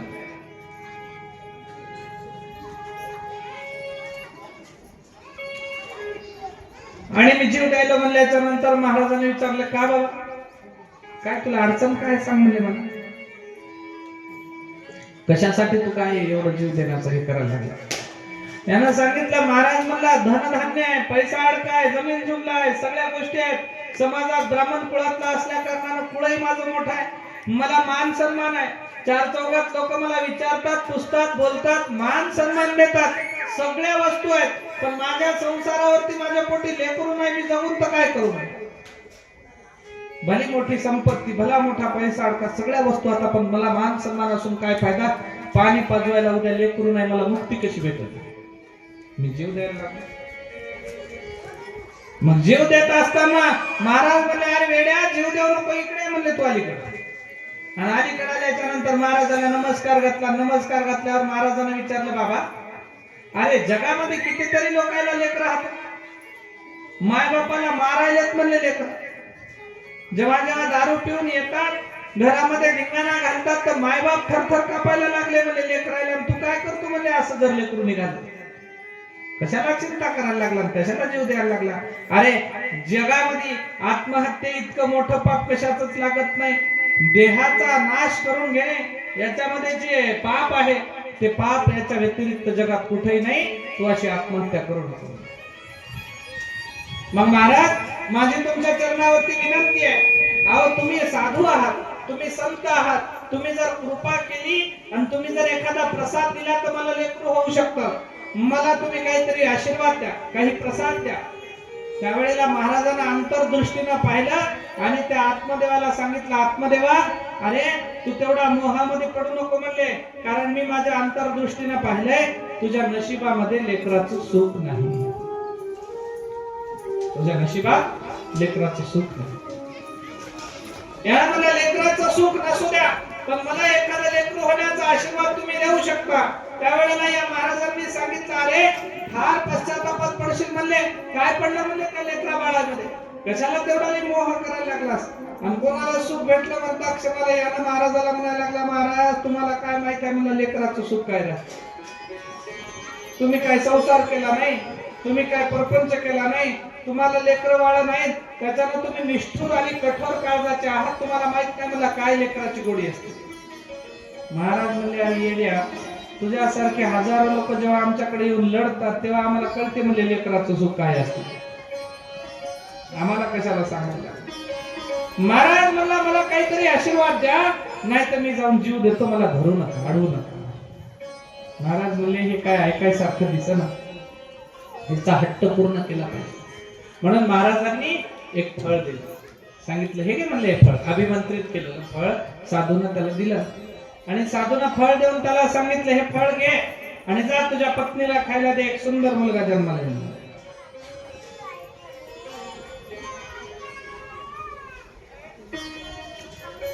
आणि मग मुलगा जन्माला येईल म्हणल्याच्या नंतर हा घराकडे आला. घराकडे येऊन आपल्या पत्नीला बोलवलं, धुंदुली ए धुंदुली काय म्हणता म्हणजे, अगं इकडे ये. काय आणि तशी राग राग करत जाऊ नको, इकडे म्हणला तुम्हाला बोलवलं.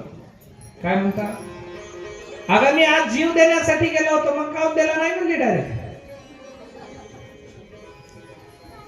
मी जीव द्यायसाठी गेलो होतो मग काऊन दिला नाही म्हणलं. त्यावेळेला यानं सांगितलं अगं मी जीव द्यायला निघालोच होतो पण एक साधू महात्मा मला भेटले.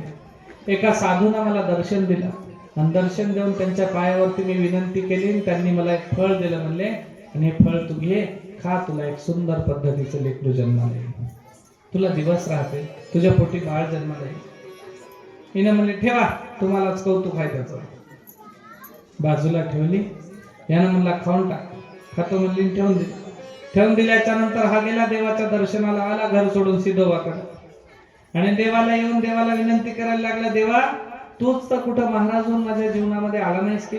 मी आज जीव देणार होतो पण तुम्हाला भेटला. हा देवाकडे आहे आणि तिनं बिचारी आता मालक गेले बाहेर म्हणून आता दुपारची वेळ झाली, जेवण खाणं धुणे भांडे झाले. दुपारचं काम म्हणजे महिलांचं काय असतं, एक झोपायचं, दुसरं टीव्ही बघायचं. आणि जुन्या काळामध्ये टीव्ही नव्हत्या तेव्हा दुपारचा टाइम म्हणजे काय करायचं, शेजारणीला गप्पा मारत बसायचं. आणि होय हो गदबाई झालं की नाही जेवण, आणि काय म्हणता साऱ्या बाई बोला या, कामातून फुरसूत भेटणं काही नाही, दोन चार गप्पा मारीत बसूया. काम काम काम जन्मालाच गेलं माय म्हणजे बघू या घरात बसल्या दोघी चौघी महाराज. आणि शेवंतीच्या घरी असं झालं, पर्यागीच्या घरी तसं झालं. आणि शांतीची सून अशी अशी समणीची सून कशी केली, बाई कमलीची सून तर भाकरच देईना, कमल्याच्या उखाळ्या पाकळ्या सगळ्या निघाल्या. आणि हे सगळं चालत असताना या धुंदुलीनं सांगायला सुरुवात केली, बाई म्हणजे आमचा सोम जीव द्या घेतलं. मग काय झालं, आणि जीव द्या गेला कोणता तरी महाराज भेटला म्हणे याला, आणि त्या महाराजाने याला काहीतरी फळ दिलं. फळ काय दिलं? काहीतरी फळ दिलं आणि सांगितलं की बायकोला खाऊ घाल, त्या बायकोला लेकरू आहे.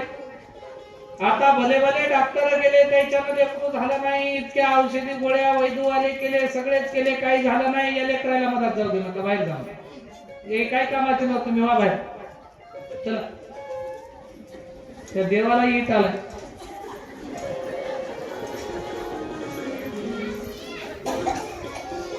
आणि यानं फळ दिले, म्हणजे आता हे फळानं लेकरू होणार आहे.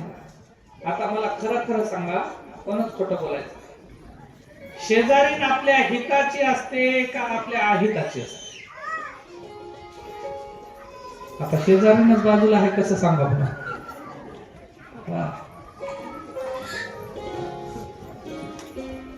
शेजारीन आपल्या हिताची असते का अहिताची? खरं खरं सांगा. जीवनात एक गोष्ट लक्षात ठेवा, कधी लक्षात ठेवा, आपल्या जीवनामध्ये आलेला सुखाचा प्रसंग कधीच दुसऱ्याला दाखवायचा प्रयत्न करू नका. का? कारण त्याला कधी नजर लागेल हे सांगता येत नाही. त्याला कधी कोणाची नजर लागेल हे सांगता येत नाही. सुख जर आलं ना महाराज, तर हुरळून जाऊ नका, आणि दुःख आलं म्हणून कधी जीवनामध्ये खचून जाऊ नका. सुख दुःख समे कृत्वा लाभा लाभो जयाजिओ. अरे जय होऊ द्या, पराजय होऊ द्या, तुमचं काम पूर्ण होऊ द्या, न होऊ द्या, पण कधीही जीवनामध्ये खचून जायचं नाही. मला भेटलं म्हणून हुरळून जायचं नाही. हो, हिनं सांगली, शेजारी म्हणली, बाई येडी झाली का म्हणली तू? कोण कुठला महाराज? आणि आता काय तू वय राहिलं का म्हणली? लेकरं जन्माला घालायचं, तुला काही येडं लागलं का म्हणली? ते फळ बिळ काय खाऊन घेशील? आणि हो म्हणून जर तुला दिवस राहिले, अगं ऐक म्हणली, बाईला लेकरू जन्माला घालत असताना स्त्रीची जेव्हा प्रसूती होते, आईच्या पोटातनं जेव्हा बाळ जन्माला येतं, त्या वेळेला प्रसूतीच्या वेदना ज्या असतात, एका एका रोमावरती 1,000 विंचांनी दंश करावा, तितकी इजा आईला लेकरू जन्माला घालत असताना होत असते. आणि आता म्हातारपणात तू लेकरं जन्माला घालशील, तू वाचशील का म्हणजे? आता हा हिनं म्हणली, होय बाई, आणि जीव जायचा, आणि लेकराला घेऊन काय करू? महाजीव चांगला नाही ती. मग काय करू? काय नाही, त्या दारातल्या गाईला खाऊ घाल म्हणले. पण सल्ला दिली, आणि सल्ला दिल्याच्या नंतर त्या धुंदुलीनं घरी आली, आणि घरी आल्याच्या नंतर गाईला दारातल्या त्या ठिकाणी फळ खाऊ घातलं. महिना शेजारीला विचारलं, बाई सगळं खरं आहे, पण नवरा जर मला विचारला तुला दिवस राहिले का, त्यावेळेला काय उत्तर देऊ? हे म्हणले, चिंता करू नको, अगं तुझ्याकडे भरपूर पैसा आहे, धनद्रव्य आहे, संपत्ती आहे, आणि तुझी जी बहीण आहे पलीकडच्या गावला दिलेली, तिच्या पोटी लेकरू 2-3 लेकरं झाले, आणखी नाही तिला दिवस हातात. आणि तुझ्या बहिणीच्या घरी दारिद्र्य आहे, गरिबी आहे, तू काय कर म्हणल्या, तू आपल्या पोटाला महिनेवारी चिंध्या बांधत जा, आणि सुडके बांधू बांधू आपलं पोट महिनेवारी वाढवत जा, आणि तुझ्या बहिणीला सांगून ठेव म्हणल्या की तू काय कर, तुला मी वाटेल तितका पैसा देतो, तू फक्त तुझं लेकरू मला दे. तुला वाटेल तितका पैसा मी देतो, तुझं लेकरू मला दे. आणि मग आम्ही मावशी असल्या कारणानं, मावशी ही दुसरी आईच असते, दोघींच्या नजरेखाली तुझं लेकरू राहील. हे जेव्हा तिनं सांगितलं, त्यावेळेला हिला गोष्ट पटली, आणि हिनं आपल्या बहिणीला सांगितलं, बाई 9 महिन्याच्या नंतर तुझं जेव्हा लेकरू होईल तेव्हा मला दे, तुला पाहिजे तितका पैसा मी देते. हे म्हणली, बरं झालं, चांगली गोष्ट झाली. आणि म्हणून हिने एक महिना आपल्या पोटावरती चिंध्या बांधायला सुरुवात केली. दारामध्ये गाय बांधलेली होती, गाईला दिवस राहिले. गाईला दिवस राहिल्याच्या नंतर गाय सुद्धा एक दिवस त्या ठिकाणी गर्भवतीचा वाढत होता, कारण मंत्रप्रसाद साधूचा होता महाराज, वाया कसा जाईल. आणि मग दिवस परत आले, एक दिवस, 1 महिना, 2 महिने, 3 महिने, 4 महिने, 9 महिने 9 दिवसाचा कालावधी पूर्ण झाला. तिकडं हिच्या बहिणीलाही त्या ठिकाणी लेकरू जन्माला आलं, इकडं दारावरची गाय सुद्धा त्या ठिकाणी मिळाली, आणि या बाईनं सुद्धा गर्भाची प्रसूत लागल्याचे त्या ठिकाणी नाटक केले, पोटाच्या चिंध्या काढल्या, रातोरात पैसा अमाप देऊन बहिणीच्या घरचं लेकरू आपल्या इकडे घेऊन आले. आणि सकाळी आपल्या पतीला सांगितलं की काळजी करू नका, आनंद झालाय, आपल्या पोटी लेकरू जन्माला आले. दारातली गाय आलेली होती, गायीच्या पोटी सुद्धा त्या ठिकाणी लेकरू जन्माला आलं. का? कारण साधूनं प्रसाद मुलाचा दिला होता आणि गायीच्या पोटी जरी ते जन्माला असलं तरी त्या ठिकाणी ते मुलगा म्हणून जन्माला आलं. परिणामी गायीच्या पोटी जन्मल्यामुळे थोडेसे कान त्याच्या गायीच्या कानासारखे होते. म्हणून या आत्मदेवानं आपल्या पत्नीला विचारलं, अगं बाळ फार सुंदर आहे, मग काही दिवस लोटले, नामकरण करायचं, काय करायचं? त्यावेळेला हिनं म्हणली, दम खा, तुम्ही काही पटकन नाव ठेवसाल, मला एखादी सिरियल बघू द्या म्हणली. सिरियल मधलं एखादं नाव आवडलं तर मी ठेवतो, तुम्ही ठेवायचं नाही. युवा ठेवा की चिवा ठेवा, एखादं काहीतरी नाव ठेवायचं नाही. या ना मला जाऊ दे, तुझ्याच मनानं ठेव, कशाला डोक्याला डोकं लावायचं. लेकरू झालं म्हणून खुश होता आणि आनंदामध्ये यानं म्हणला, दारावरच्या गायीच्या पोटी जे लेकरू जन्मलं ना त्याचं नाव मी ठेवतो. मग त्याचं नाव यानं गोकर्ण ठेवलं. गायीच्या कानासारखे कान असल्यामुळे त्याचं नाव गोकर्ण ठेवलं. आणि हे जे होतं याचं जन्मलेलं लेकरू, रात्रीतून विकत आणलेलं लेकरू, हिनं म्हणली माझं नाव धुंडुली आणि माझं लेकरू धुंदुकारी नाव ठेवलं. आता तवाच्या काळात टीव्ही डीटीएच नव्हती महाराज सिरियल लावायला, त्याच्यामुळे तिला नावच चांगलं घटलं नाही, तिनं धुंदुकारी ठेवलं. मग धुंदुकारी ही धुंदुली. आता हे दोन लेकरं घरामध्ये वाढायला लागले, हा गोकर्ण आणि हा धुंदुकारी. आता धुंदुकारी हळूहळू वाढायला लागला. हे मंदिरामध्ये जसे खोड्या करायला की नाही तसं अवकाळीपणा करायला लागला. आणि हा गोकर्ण जो होता की इथं 2-3 छोटे छोटे लेकर बसले बघा, कथा ऐकतात. हा गोकर्ण तसा होता. साधू संतांच्या मेळ्यामध्ये बसायचा, कथा कीर्तन ऐकायचा, त्याला पोथी ऐकायला आनंद वाटायचा, वेद पुराण ऐकायचा, उपनिषद ऐकायचा, संतांचे त्या ठिकाणी वाङ्मय ऐकायचा, चांगलं चांगलं श्रवण करायचा. गोकर्णाची कीर्ती वाढत गेली, गोकर्ण ज्ञानी बनायला लागला. आणि हे जसं अवकाळी बनलं तसं कोणाच्या खोड्या करायला लागलं, कोणाच्या चोऱ्या करायला लागलं, कोणाचे आळ आणायला लागलं, भांडण आणायला लागलं.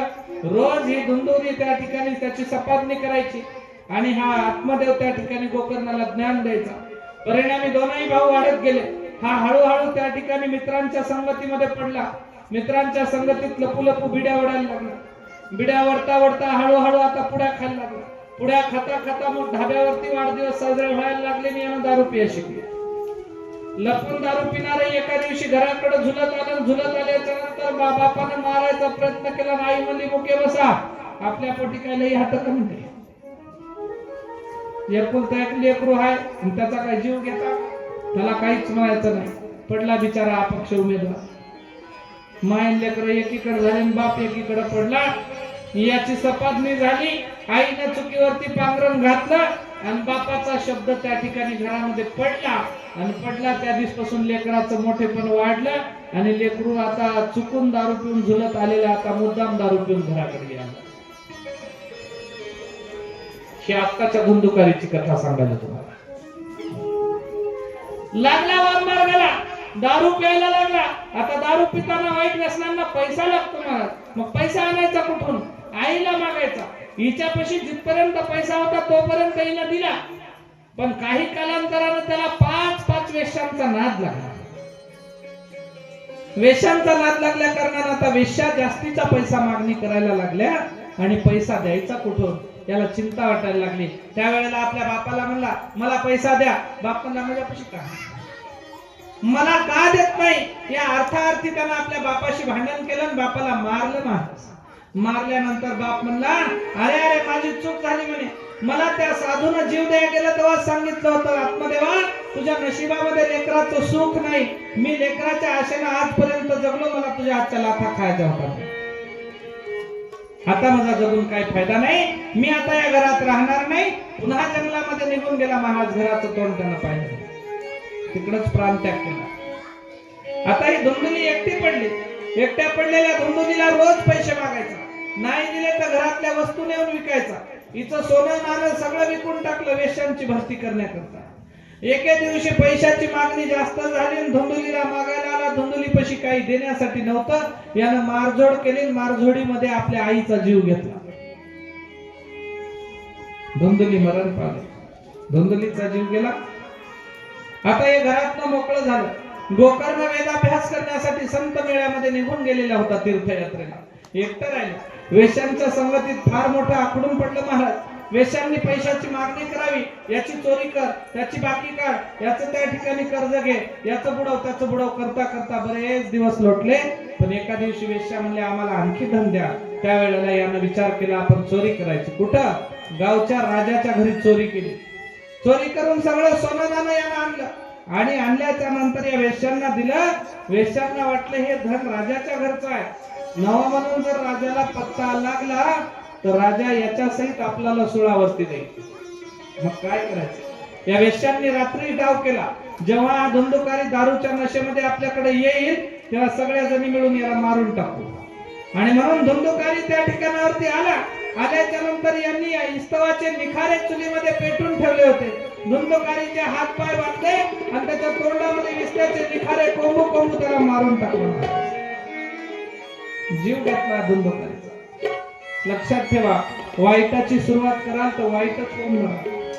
आयुष्यामध्ये जसे केले कर्म झाले तेच भोगा. कर्म चुकीचे केले की चांगलं कधी भेटणार नाही. धुंदुकारीनं वाईट कर्म केले, मायबापाच्या हत्येला कारणीभूत ठरला. परिणामी त्याचं त्या ठिकाणी अधोगतीचं मरण झालं. हा धुंदुकारी प्रेत योनीमध्ये जाऊन पडला, भटकायला लागला. कारण एवढे चुकीचे कर्म केल्याच्या नंतर मोक्ष कुणाला भेटत नाही ना, मुक्ती साधता येत नाही. आणि मग प्रेत योनीला पडलेल्या या धुंदुकारीनं भटकायला लागला. याचा जीवात्मा इथंच भटकतो, इकडं तिकडे इकडं तिकडं. बरेच दिवसाच्या कालांतरानं गोकर्ण त्या ठिकाणावरती आला. आणि गोकर्णानं घरी येऊन पाहिलं तर काय आपला बापही नाही, आपली आई नाही, आपला भाऊ नाही. गावच्या लोकांना प्रतिष्ठितांना विचारलं महाराज माझे आई वडील कुठे आहेत? सगळ्यांनी सांगितलं अरे फार वाईट झालं म्हणलं. धुंदुकारीनं आपल्या बापाला मारझोड केली, बाप घर सोडून निघून गेला. त्यानंतर धुंदुकारीनं आपल्या आईचा जीव घेतला. 5 वेश्यांनी धुंदुकारीचा जीव घेतला. सगळं घर संपलं. गोकर्णा तू एकटाच राहिला म्हणले या घरामध्ये आता शिल्लक. त्यावेळेला या गोकर्णानं तिथं आपल्या घरी थांबलेला असताना रात्रीच्या वेळेला जेव्हा तो झोपला होता, रात्रीच्या मध्यरात्रीला त्या ठिकाणी याला आवाज यायला लागले. कशाचे तरी काय आवाज येतोय?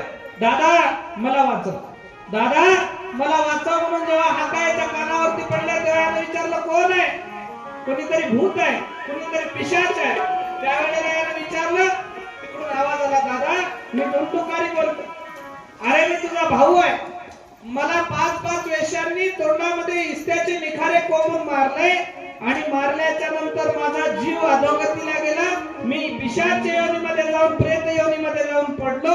मला आता मुक्ती भेटली नाही आणि काही करून मला याच्यातून मुक्त कर, कारण मला या प्रेत योनीमध्ये फार त्रास व्हायला लागला.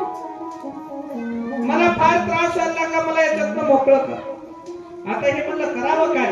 त्यावेळेला चिंता करू नको. या गोकर्णानं काशीला गेला, गयेला गेला, प्रयागला गेला, नाना ठिकाणी जाऊन याचे काय म्हणतात ते पिंडदान केले, त्याचे तर्पण केले, पण तरी देखील याला मुक्ती भेटत नाही. मग काय करायचं? वैष्णवांच्या संगतीमध्ये गेला. वारकऱ्यांना जाऊन विचारलं माझ्या भावाची अशा अशा पद्धतीने दुर्दशा झाली, अधोगती त्याला प्राप्त झाली आणि माझ्या भावाला उद्धार होण्यासाठी, त्याला मुक्ती भेटण्यासाठी, पिशाच योनीमधनं त्याला मुक्त होण्यासाठी काय करायला पाहिजे? त्यावेळेला त्या वारकरी संतांनी सांगितलं गोकर्णा तुझ्या भावाला जर पिशाच योनीतनं मोकळं करायचं असेल, मुक्त करायचं असेल तर त्याला श्रीमद भागवताची कथा ऐकू घाल. त्याला श्रीमद भागवताची कथा ऐकू घाल. मग त्यावेळेला असं लोकांनी सांगितल्या पद्धतीनं मार्गदर्शन केल्या पद्धतीने यानं भागवताचं आयोजन केलं. एक मोठा सुंदर अशा पद्धतीचा मंडप उभा केला. व्यासपीठ आहे. कथेसाठी त्या ठिकाणी कथा व्यास बोलवण्यात आले आणि श्रोते मंडळींना गावगावीच्या लोकांना तिथं बोलवण्यात आलं. सुंदर पद्धतीने त्या भागवत कथेचं आयोजन झालं आणि भव्य दिव्य पद्धतीने सगळं कथेचं आयोजन झाल्याच्या नंतर श्रोते येऊन बसले. पण हा धुंदुकारीचा प्रेत त्या ठिकाणी प्राण इकडं तिकडं भटकायला लागला आत्मा. त्यावेळेला या धुंदुकारीने विचारलं मी कुठं बसू म्हणे? माणसामध्ये बसलं तर मला भिवून लोक पळतील, कथा ऐकणार नाही, करावं तर काय करावं? त्यावेळेला या धुंदुकारीला गोकर्णानं सांगितलं का एक 7 गाठींचा वेळूचा बांबू त्याच्या हातात तिथं त्या ठिकाणी मंडपाला बांधला आणि सांगितलं या बांबू मध्ये तू जाऊन बसू. प्राण घेऊन बांबू मध्ये त्या ठिकाणी वेळूच्या बसायचं. हे जेव्हा सांगितलं तेव्हा धुंदुकारी त्याच्यात जाऊन बसला. मंगलाचरण झालं. कथा व्यासांनी कथा सुरू केली. पहिला दिवस, दुसरा दिवस, तिसरा दिवस, एक एक दिवस कथा त्या ठिकाणी रंगामध्ये येऊ लागली. एक एक दिवस कथेचा आनंद वाढत होता. जशी जशी कथा कानावरती पडे तशी तसं त्या ठिकाणी त्या वेळूच्या बांबूची एक एक गाठ फुटायला लागली. आणि 7 दिवसाची कथा झाली. 7ही दिवसाच्या नंतर ते 7 गाठीच्या बांबूचे त्या ठिकाणी गाठी फुटल्या आणि धुंदुकारीचा जीव वरपासून खालपर्यंत येऊन मुक्त झाला. आणि भगवान परमात्मा श्री हरींचे पार्षद एक वैकुंठाचं विमान घेऊन येऊन त्या धुंदुकारीला आपल्या विमानामध्ये बसून घेऊन त्याच्या जीवात्म्याला वैकुंठाला घेऊन गेले. बाकीच्या लोकांनी पाहिलं. बाकीचे लोक म्हणले आम्हाला का देवाने नेलं नाही, त्याला एकट्यालाच का नेलं. त्यावेळेला या गोकर्णानं सांगितलं धुंदुकारीला तळमळ होती जीवाच्या मुक्ततेची आणि तुम्ही आणि कथा ऐकतो तुम्हाला आम्हाला तळमळ आहे संसाराच्या भरतीची. तुम्ही जर त्याच तळमळीनं कथा ऐकताल तर तुम्हाला सुद्धा भगवान परमात्मा एक ना एक दिवस कृपा करेल, भेट देईल, दर्शन देईल आणि तो तुम्हाला कृपा अंकित करेल. जसा उद्धार त्या ठिकाणी दुष्ट असणाऱ्या गोकर्णाचा त्या धुंदुकारीचा केला त्याच पद्धतीने उद्धार तुमचा आमचा सुद्धा करेल. परीक्षितीला त्या ठिकाणी हे शुकमुनी महाराज सांगतात, अरे एवढ्या दुराचारी असणाऱ्या आई वडिलांची माता हत्या पिता हत्या करणारा त्या ठिकाणी तो धुंदुकारी होता. स्वधर्मानं वागणाऱ्या आत्मदेवाची हत्या करण्यासाठी आत्महत्या करण्यासाठी कारणीभूत ठरणारा गोकर्ण होता, धुंदुकारी होता. आणि वेश्यांचा त्या ठिकाणी संग केलेला हा धुंदुकारी होता. चोऱ्या केल्या, लबाड्या केल्या, मारामाऱ्या केल्या, सगळ्या गोष्टी केल्याच्या नंतर सुद्धा प्रेत योनीत पडलेल्याचा उद्धार या श्रीमद भागवताने केला. परीक्षिता ऐक म्हणले, तुला मी 7 दिवसात सांगायला लागलो, तुझ्या सुद्धा दुःखाचं निरसन, तुझ्या सुद्धा भयाचं निरसन आणि तुझ्या सुद्धा मृत्यूचं निरसन त्या ठिकाणी काळाचं निरसन या श्रीमद भागवतातनं होणार आहे. शुकमुनी महाराजांनी सांगितलं आणि परीक्षिती राजाची व्याकुळता त्या ठिकाणी वाढलेली आहे. अंतःकरणपूर्वक तो आता हात जोडून परीक्षिती महाराजांच्या समोर कथा ऐकायला लागला. ते परीक्षिती शुकमुनी महाराजांच्या समोर कथा ऐकायला लागला. शुकमुनी महाराज आनंदाने कथा त्याला सांगत होते आणि तीच कथा भगवान परमात्म्याची ही अमर कथा त्या शौनक नावाच्या ऋषींना सुतजी महाराज सांगत होते. तीच कथा आजच्या दुसऱ्या दिवशी आपण या ठिकाणावरती श्रवण करत आहोत. गोकर्ण उपाख्यान, महात्म्य आणि सुंदर पद्धतीची 2 दिवसाची कथा आज आपण या ठिकाणावरती थांबूया आणि उद्यापासून सुंदर सुंदर चरित्र भगवान परमात्म्याचे आपल्याला श्रवण करायचे आहे. त्याच्यामुळे सर्वांनी वेळेवरती या ठिकाणावरती हजर राहायचंय आणि कथेचा आनंद घ्यायचा. एकदा सुंदर भजन घेऊ आणि नंतर कथेच्या शेवटाकडे वळूया. गोपाल कृष्ण भगवान की जय. ओम नमो भगवते वासुदेवाय. ओम नमो भगवते वासुदेवाय. ओम नमो भगवते वासुदेवाय. ओम नमो भगवते वासुदेवाय. ओम नमो भगवते वासुदेवाय. ओम नमो भगवते वासुदेवाय. ओम नमो भगवते वासुदेवाय. ओम नमो